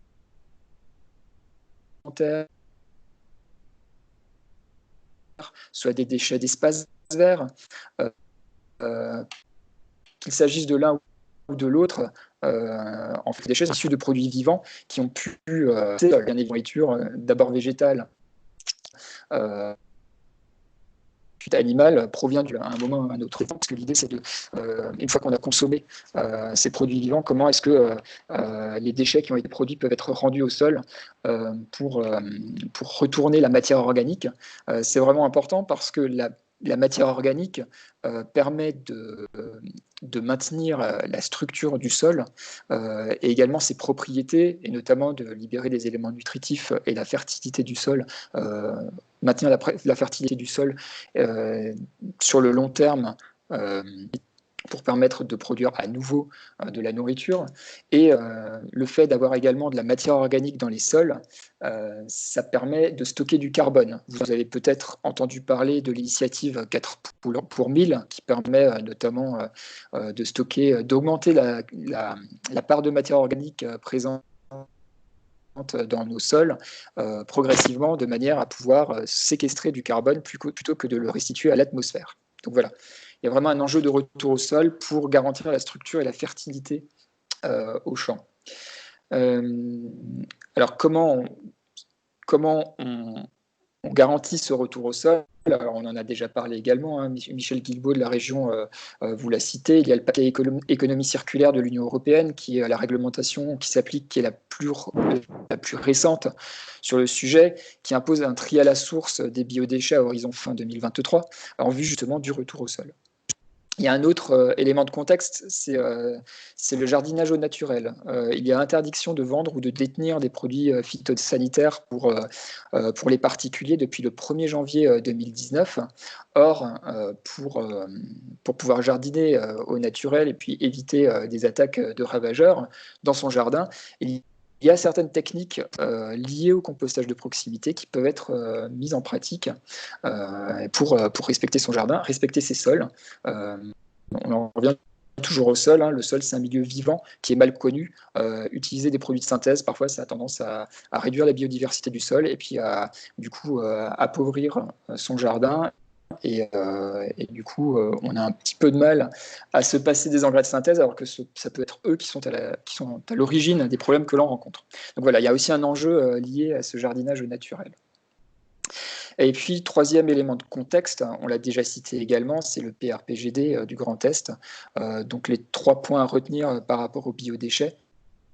C'est la généralisation du tri à la source, dont 72 000 tonnes en cible qui devraient être gérées via le compostage de proximité, le détournement de 15% des déchets alimentaires des ordures ménagères résiduelles à horizon 2025, et enfin le fait de contenir les flux de déchets verts collectés à 52 kg par an et par habitant. Et on a vu, on a déjà dépassé ce tonnage puisqu'on est à 54 kg par an et par habitant aujourd'hui.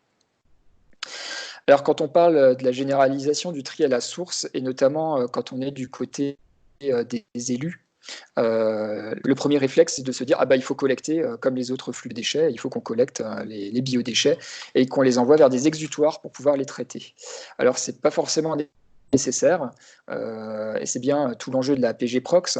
On peut avoir du tri à la source et de la valorisation sur site. Alors le périmètre, je le rappelle, c'est le compostage, qu'il soit individuel, partagé, c'est-à-dire en pied d'immeuble ou à l'échelle d'un quartier, mais également en établissement. Si vous avez un site de restauration collective, il est possible de gérer sur site les déchets alimentaires, à condition bien évidemment d'avoir des ressources ligneuses, comme le précisait Pierre, pour pouvoir équilibrer le mélange et pouvoir valoriser sur site les déchets alimentaires par la voie du compostage. Le périmètre de la PG Prox, c'est aussi le jardinage au naturel et tout ce qui concerne la gestion intégrée des déchets verts, plutôt que d'exporter de son jardin des déchets verts. On peut les considérer comme des ressources sur site, de les réemployer pour amender le sol de son jardin, ou également pratiquer le co-compostage de ces déchets verts avec les déchets alimentaires. Et enfin, il y a aussi la lutte contre le gaspillage alimentaire. Alors, quels sont les atouts de la PG Prox ? Eh bien, tout d'abord, il y a la directive cadre déchets de 2008 de l'Union européenne, qui a précisé la hiérarchie des modes de gestion de nos déchets. Le premier mode de gestion, c'est l'évitement. Donc, quand on pratique la PG Prox, eh bien, on est dans cette priorité. On évite de produire le déchet avant de l'envoyer en gestion par le biais de la collecte. Donc, déjà, on est complètement dans l'idée de la loi. Deuxième point, le compostage de proximité, notamment. Alors j'ai l'impression que mon partage de bureau vient de sauter. Oui, et du coup, on a la présentation de Pierre. Tu peux recommencer à nous partager ton écran, s'il te plaît. Voilà. Est-ce que vous voyez à nouveau? Okay. C'est bon.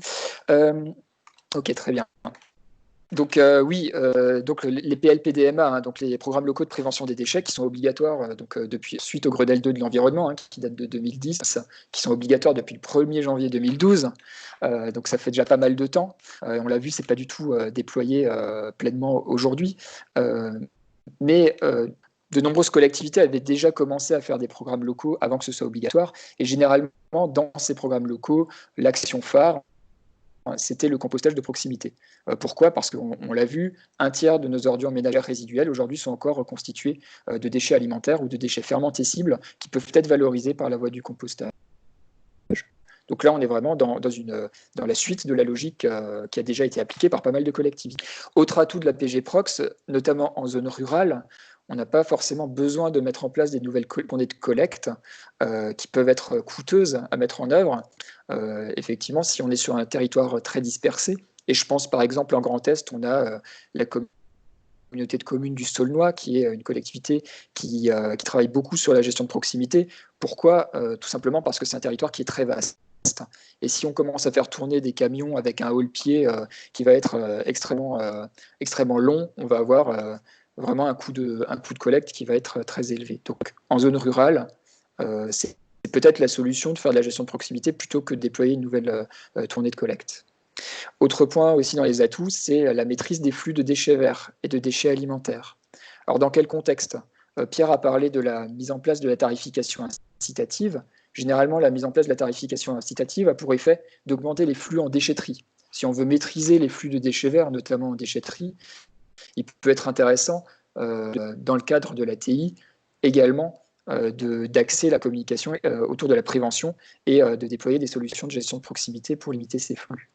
Et on constate également dans les collectivités qui mettent en place la collecte des déchets alimentaires, notamment en porte-à-porte, que quand on fait la somme des ordures ménagères résiduelles et des déchets alimentaires qui sont collectés après mise en place de cette collecte, on a une quantité de déchets qui est supérieure à ce qu'on avait précédemment quand on avait uniquement une collecte d'ordures ménagères résiduelles. Ce qui veut dire que très souvent, on va se retrouver avec un abandon des pratiques de gestion de proximité qui étaient peut-être déjà en place chez les habitants, et on se retrouve avec des coûts plus élevés et des tonnages plus élevés à traiter que ce qui était attendu. Donc vraiment, si on continue à travailler sur la prévention, on peut maintenir les quantités collectées et on peut vraiment avoir des résultats qui sont intéressants et qui vont vers une baisse des déchets ménagers à gérer.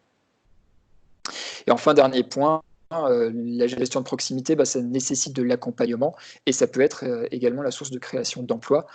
J'ai mis gratifiant parce qu'effectivement, c'est un travail vraiment qui nécessite d'être au contact des citoyens et des acteurs.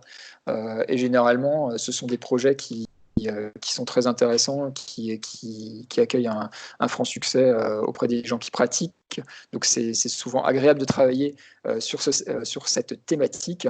Et puis ces emplois sont des emplois de proximité qui ne sont pas délocalisables. Alors tout ça, c'est bien beau, ce sont des grands principes, mais quelles sont les performances de la prévention gestion de proximité par rapport à la collecte ? Eh bien en fait, quand on regarde de près les chiffres, on se rend compte qu'on est sur des performances qui sont tout à fait comparables. Alors, je vous ai présenté des chiffres qui sont issus donc, du référentiel des coûts Grand Est de l'ADEME, donc millésime 2016, et une étude qui a été publiée très récemment par l'ADEME, réalisée par Indigo, sur le compostage de proximité, qui a été réalisé sur une centaine de sites de compostage de proximité sur toute la France et qui permet d'avoir de premiers éléments de performance et de coûts sur le compostage de proximité. Alors, en collecte, les déchets alimentaires, on est en 2016 en Grand Est sur 48 kg par an et par habitant desservis sur de la collecte en porte-à-porte.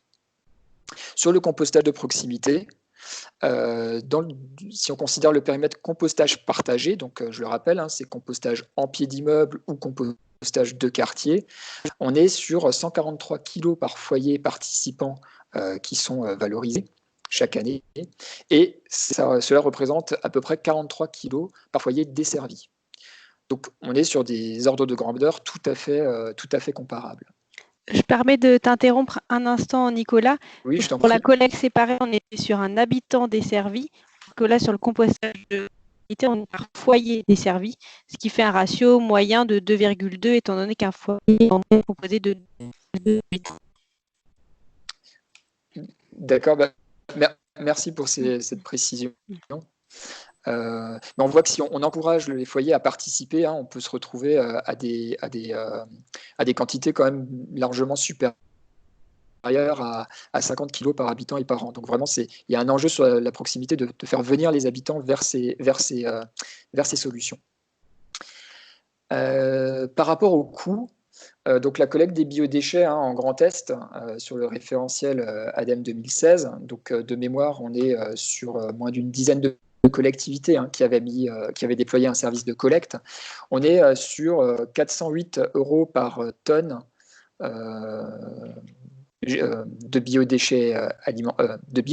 Alors, ces éléments sont issus de matrices de coûts et les matrices de coûts ne font pas la distinction entre les déchets alimentaires et les déchets verts. Donc là, on est sur un coût biodéchets au sens large, ce qui représente à peu près 20 € par an et par habitant sur la collecte. Sur le compostage de proximité, sur le périmètre bac uniquement, on n'est pas sur les placettes de compostage avec du compostage en andin, sur le périmètre bac uniquement, on est sur un coût qui est d'environ 456 € par tonne, mais par contre, quand on le ramène à l'habitant desservi, on est à 13 € par habitant et par an, et on en a discuté justement avec Chloé, il y a de très fortes disparités selon les sites. Là, c'est vraiment une première approche. Mais on se rend compte qu'on est vraiment sur des coûts qui sont assez proches. Dans les deux cas, on répond à l'obligation réglementaire de tri à la source, et si les choses sont correctement gérées, on a la possibilité de passer sur la collecte des ordures ménagères résiduelles en C05, c'est-à-dire une fois toutes les 2 semaines, qu'il s'agisse de biodéchets collectés ou de biodéchets gérés sur place. Alors bien évidemment, la collectivité doit faire la preuve qu'elle a une solution de gestion des biodéchets qui soit généralisée pour l'ensemble de ses habitants. Mais il y a cette possibilité, en tout cas réglementairement, rien ne nous empêche de partir sur 100% de compostage de proximité et de passer ensuite sur du C05 sur la collecte des OR, si c'est correctement géré. Alors, on a parlé rapidement des performances. Il y a d'autres avantages qu'on n'a pas encore cités. C'est alors rapidement la proximité sociale, j'en ai déjà un petit peu parlé. Le citoyen est acteur de la gestion des déchets, mais c'est aussi une réponse à une demande sociétale. J'habite personnellement sur la commune de Metz, et il s'avère que dans les budgets participatifs qui ont été présentés ces 3 dernières années, quasiment un tiers des demandes des citoyens concernaient la mise en place de composteurs de quartier. Ça, c'est au travers du budget participatif, donc hors compétence de la ville directement, puisque normalement, c'est Metz Métropole qui est censé gérer cette thématique. Mais le fait que ces projets soient demandés par la population, ça prouve qu'il y a vraiment une vraie demande et qu'on est en capacité, en tant que collectivité, de répondre à la fois à cette demande sociétale et à un enjeu de conformité réglementaire et de gestion des déchets. Sur la proximité sociale, on a aussi la possibilité de développer des projets locaux à l'échelle des quartiers. Ce n'est pas uniquement de la gestion quand on est sur du compostage de proximité, c'est aussi de l'animation du territoire et des quartiers. On est vraiment sur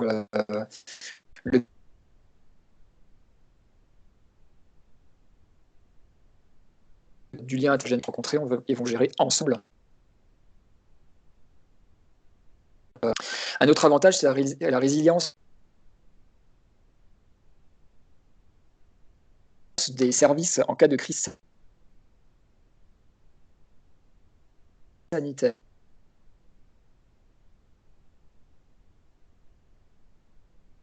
Vous avez pu le constater là où vous habitez, mais il y a beaucoup de labs qui a été réalisé pendant le confinement et c'est bien dommagé dans leur jardin ou être stocké en attendant d'être ramené vers les déchetteries ultérieurement. Et si les pratiques de gestion de proximité étaient plus développées sur nos territoires, eh bien, ces pratiques de brûlage seraient beaucoup moins importantes en cas d'interruption de service sur les déchetteries.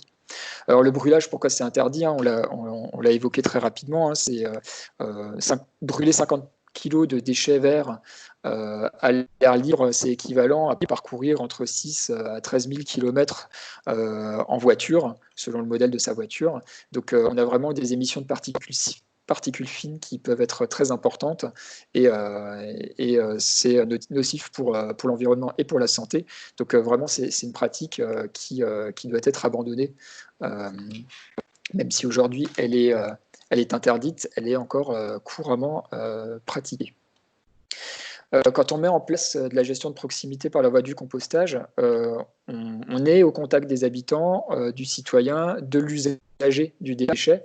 Et au travers de ces projets de compostage de proximité, on a aussi un vecteur de communication pour l'ensemble des services de gestion de déchets. Donc, il peut y avoir un intérêt par rapport à ça. Et puis également un autre point qui est intéressant, c'est qu'une fois que les pratiques de gestion de proximité sont maîtrisées, il y a aussi un effet de spillover positif. Le spillover, c'est quoi? C'est le fait de répliquer des bonnes pratiques à d'autres domaines. Donc si on trie correctement ces biodéchets pour les apporter en compostage de proximité, on va peut-être aussi mieux trier ces autres flux de déchets.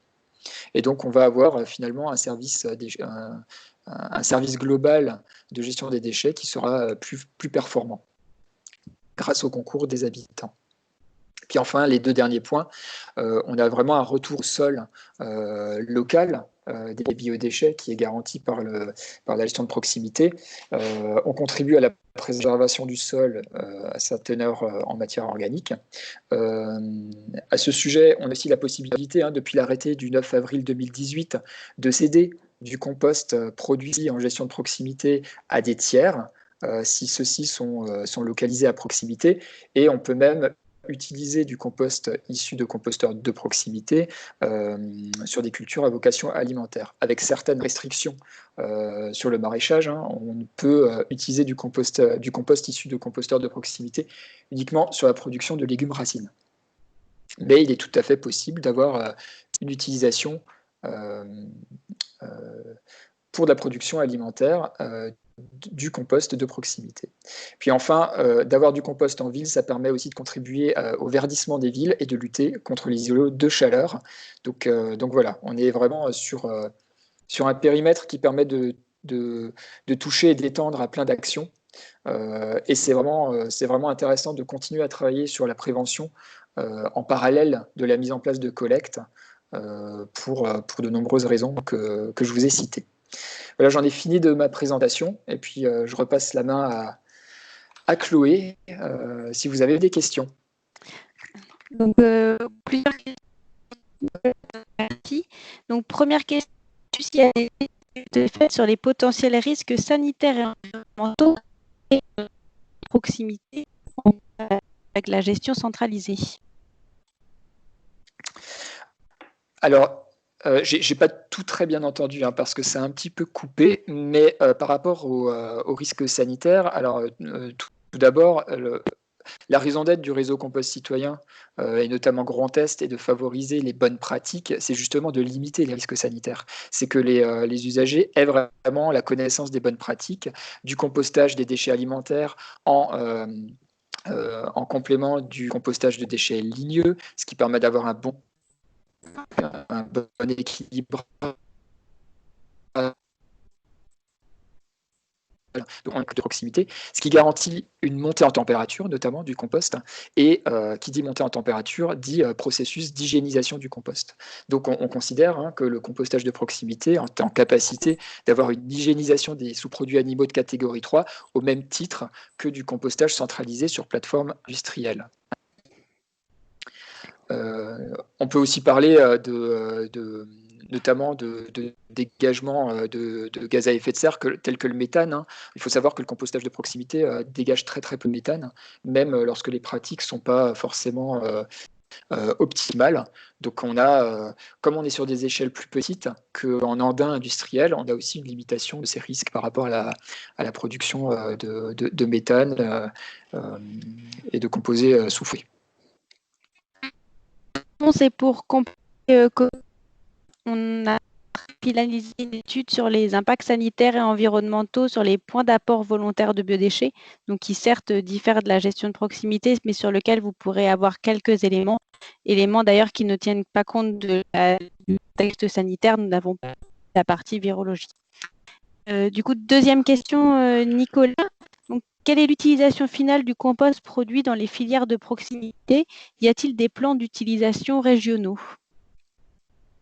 Alors, pas à ma connaissance de plan d'utilisation régionale. Il faut savoir que le compostage, hein, ça réduit vraiment beaucoup les quantités de matière, hein. On a à peu près 70% du volume qui va diminuer. Si d'autant plus le site de compostage de proximité va procéder au tamisage de la fraction fine du compost, on va pouvoir réutiliser les déchets ligneux pour composter de nouveaux déchets alimentaires. Donc, in fine, on va se retrouver avec finalement assez peu de matière à utiliser pour le retour au sol. Donc, un site de compostage de proximité va pouvoir vraiment réutiliser sur place le compost produit pour l'entretien d'espaces verts d'agrément, par exemple. Le facteur limitant sur le compostage de proximité, c'est vraiment la mise à disposition de branches broyées, donc du broyat qui va être la meilleure ressource pour garantir du compostage de proximité réalisé dans de bonnes conditions, notamment quand c'est du compostage partagé. On est vraiment finalement sur les ressources en amont, sur des problématiques, pas vraiment sur les ressources, sur le produit en aval. Donc on peut vraiment utiliser le compost sur place sans aucune difficulté, hein. On ne va pas se retrouver sous des montagnes de compost dont on ne saura que faire.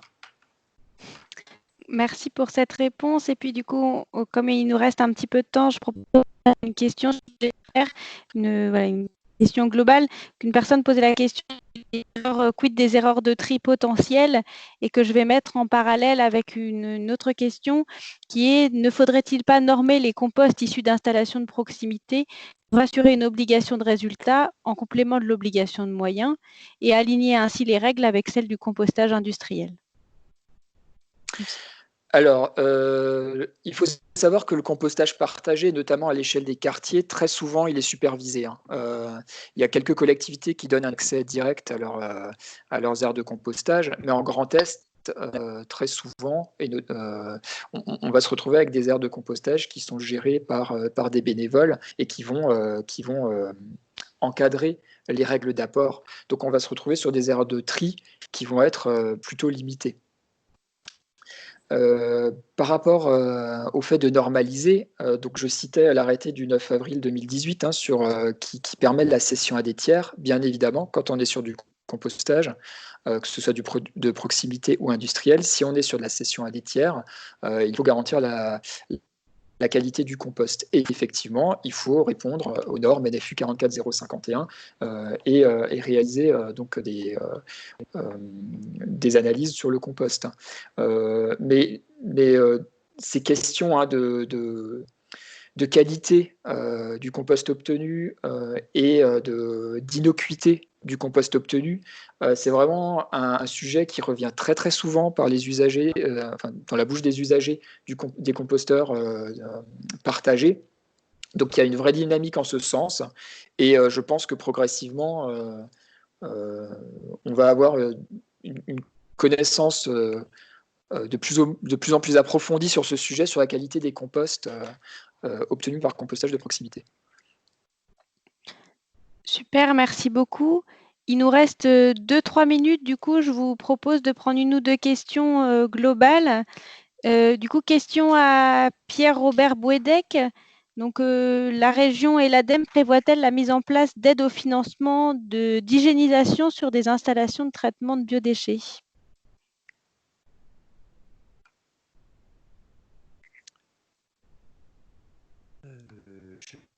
te laisser répondre, si tu veux bien, Chloé, sur le principe général d'accompagnement des collectivités ou des entreprises qui mettent en place des dispositifs d'hygiénisation. Tu veux que je le fasse, c'est ça? J'ai pas bien Ouais, compris. s'il te plaît. Ok. Du coup, les équipements d'hygiénisation sont éligibles à un soutien de l'ADEME. Voilà, il faut vous rapprocher après des ingénieurs et des territoires dont vous dépendez. Mais voilà, en théorie, les sites mettant en place un système d'hygiénisation peuvent faire l'objet d'un soutien financier en cohérence avec les besoins du territoire, pour faire rapide. Oui, bonjour, Christophe Reif, directeur adjoint d'ADEME Grand Est en charge du pôle économie circulaire.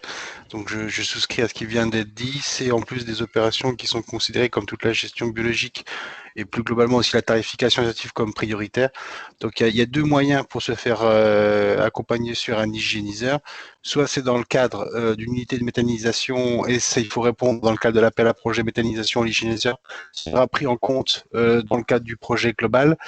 Si on est sur une installation existante, il faut donc préparer le produit pour le permettre, pour qu'il puisse rentrer dans une phase de valorisation. Et là, à ce moment-là, on fera un dossier spécifique sur l'hygiéniseur. Voilà. Il n'y a aucun problème pour un accompagnement financier sur le sujet. Merci beaucoup.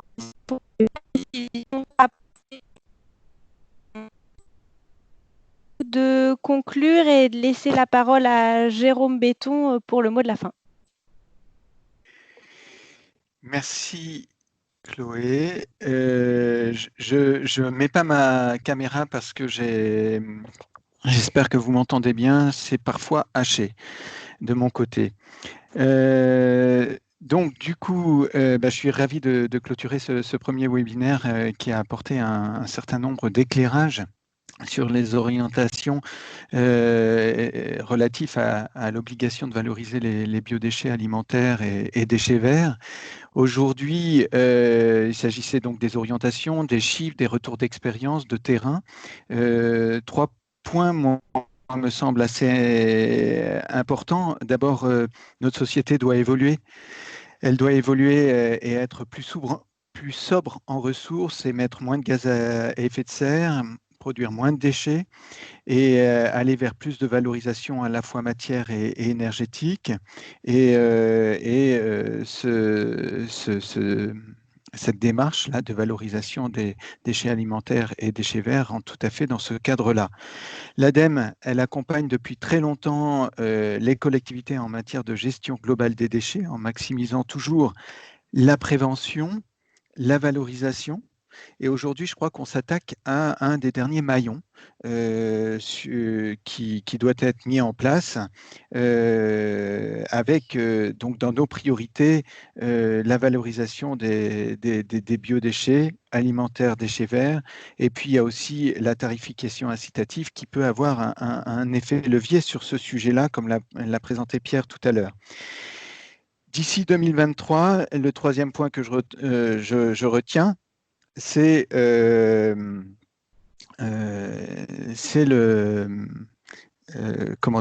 chaque citoyen devra disposer d'une solution pour trier ses déchets alimentaires et de jardin. Et pour cela, agir à la source, notamment chez soi, chez tout un chacun, au niveau des entreprises, restauration collective, écoles, maisons de retraite, voilà autant de lieux où on peut être acteur où on peut être acteur de cette valorisation. Traiter en proximité, ça c'est le premier recours que je retiens. La collecte séparée et la valorisation avec des outils de traitement pour favoriser à la fois le retour au sol par compostage ou épandage ou la production d'énergie par méthanisation, c'est la deuxième étape qui est adaptée dans certaines configurations de collectivités et de territoires surtout. Moi, je retiens 3 enjeux. D'une part, la mobilisation de tout un chacun en tant que citoyen, en tant que professionnel, restauration, etc., et agriculteur, et en tant qu'acteur au sein des collectivités, que l'on soit technicien ou que l'on soit élu. Cette démarche, elle s'inscrit vraiment dans les préoccupations du moment, hein, et de nos concitoyens. C'est ce qui émerge beaucoup dans les sondages qui ont précédé le premier tour des élections municipales. Comment dire, Nicolas nous l'a brillamment décrit. Ça permet de l'emploi local, ça permet du lien local, et tout ça, ça répond à une vraie demande. Le deuxième enjeu, c'est donc le retour au sol de cette matière pour lutter contre l'appauvrissement des sols et apporter un compost qui se substitue aux engrais chimiques. Et le troisième enjeu, ou en tout cas la troisième information importante, moi, c'est la collecte. Ce n'est pas la seule solution, elle reste coûteuse et elle doit s'inscrire en complémentarité avec les solutions de proximité. Donc les prochains webinaires traiteront des sujets qui ont déjà été un peu évoqués aujourd'hui. Comment faire entre la prévention, donc ça c'est Richard nous l'a dit dès l'introduction des présentations, privilégier les solutions de proximité, faciliter le geste au maximum, privilégier le compostage domestique, partagé, et enfin la collecte séparée. Comme pour tous les autres types de traitement ou de gestion de déchets, la sensibilisation est un élément incontournable et nécessaire qui garantit à la fois la qualité du tri et qui doit permettre de stimuler l'envie d'agir dans son quotidien et et s'engager dans le compostage de cette partie, de cette fraction des déchets. Et puis, comment on adapte en fonction de son territoire, rural, semi-rural, semi-urbain, urbain, etc. Il n'y a pas une solution, c'est vraiment une complémentarité des solutions. Donc, on l'a dit, on l'a rappelé, hein, pour les collectivités du Grand Est, mais également les autres qui nous écoutent aujourd'hui et qui se sont joints à ce webinaire. Alors, dans le Grand Est, dans le cadre du programme Climaction, c'est l'ADEME qui est un peu porte d'entrée sur cette thématique-là, aux côtés de la région de l'Adréal. Donc, ne pas hésiter à revenir vers Pierre, ou en tout cas vers l'ADEME. Le 31 décembre 2023, c'est pas demain, mais c'est pas très loin non plus. 3 ans et demi pour élaborer une solution pour l'ensemble d'un territoire, c'est à mon avis, pas de trop. Stimuler la pratique du compostage, promouvoir le broyage des déchets verts, par exemple, lancer des tests de collecte séparée, le cas échéant, d'autant plus qu'il faudra probablement informer, sensibiliser, former des nouveaux élus qui viendront dans les différentes instances des collectivités pour la prochaine période qui arrive bientôt. Pour terminer, je tiens à remercier l'équipe organisatrice, hein, Philippe, Sébastien, Sandrine de l'AST, Céline de la FNCCR et Pierre de l'ADEME pour donc tout ce qui était organisation. Je remercie particulièrement Chloé aussi pour l'animation du webinaire et ses informations, ses précisions apportées tout au long du webinaire. Je remercie aussi les intervenants, Richard, Michel et Pierre, donc de l'Adréal Région et ADEME, qui témoignent de la complémentarité de notre action dans le Grand Est, qui s'inscrit donc dans le programme Climaction et qui est, je dirais, révélatrice de notre bonne complémentarité entre les apports réglementaires, techniques, d'analyse de retour d'expérience et d'animation. Et puis un merci particulier à Nicolas du réseau RCC Grand Est pour les retours de terrain qui sont précieux parce qu'ils nous donnent un éclairage concret. Et merci à l'ensemble des participants pour les questions qui permettent des éclairages complémentaires au fur et à mesure de l'avancée du webinaire. Voilà, je te redonne la parole, Chloé. votre conclusion. Du coup, on se donne rendez-vous jeudi prochain pour qui traitera plus spécifiquement de la règle et qui répondra du coup aux quelques questions. Je vous souhaite une bonne fin de journée. N'hésitez pas à revenir vers les intervenants. S'il y a des questions, ils y répondront avec plaisir. Je vous souhaite une bonne fin de journée. Au revoir et merci à tous de votre présence. Merci, au revoir. Au revoir. Au revoir. Merci Chloé, au revoir. Au revoir. Merci pour tout, au revoir.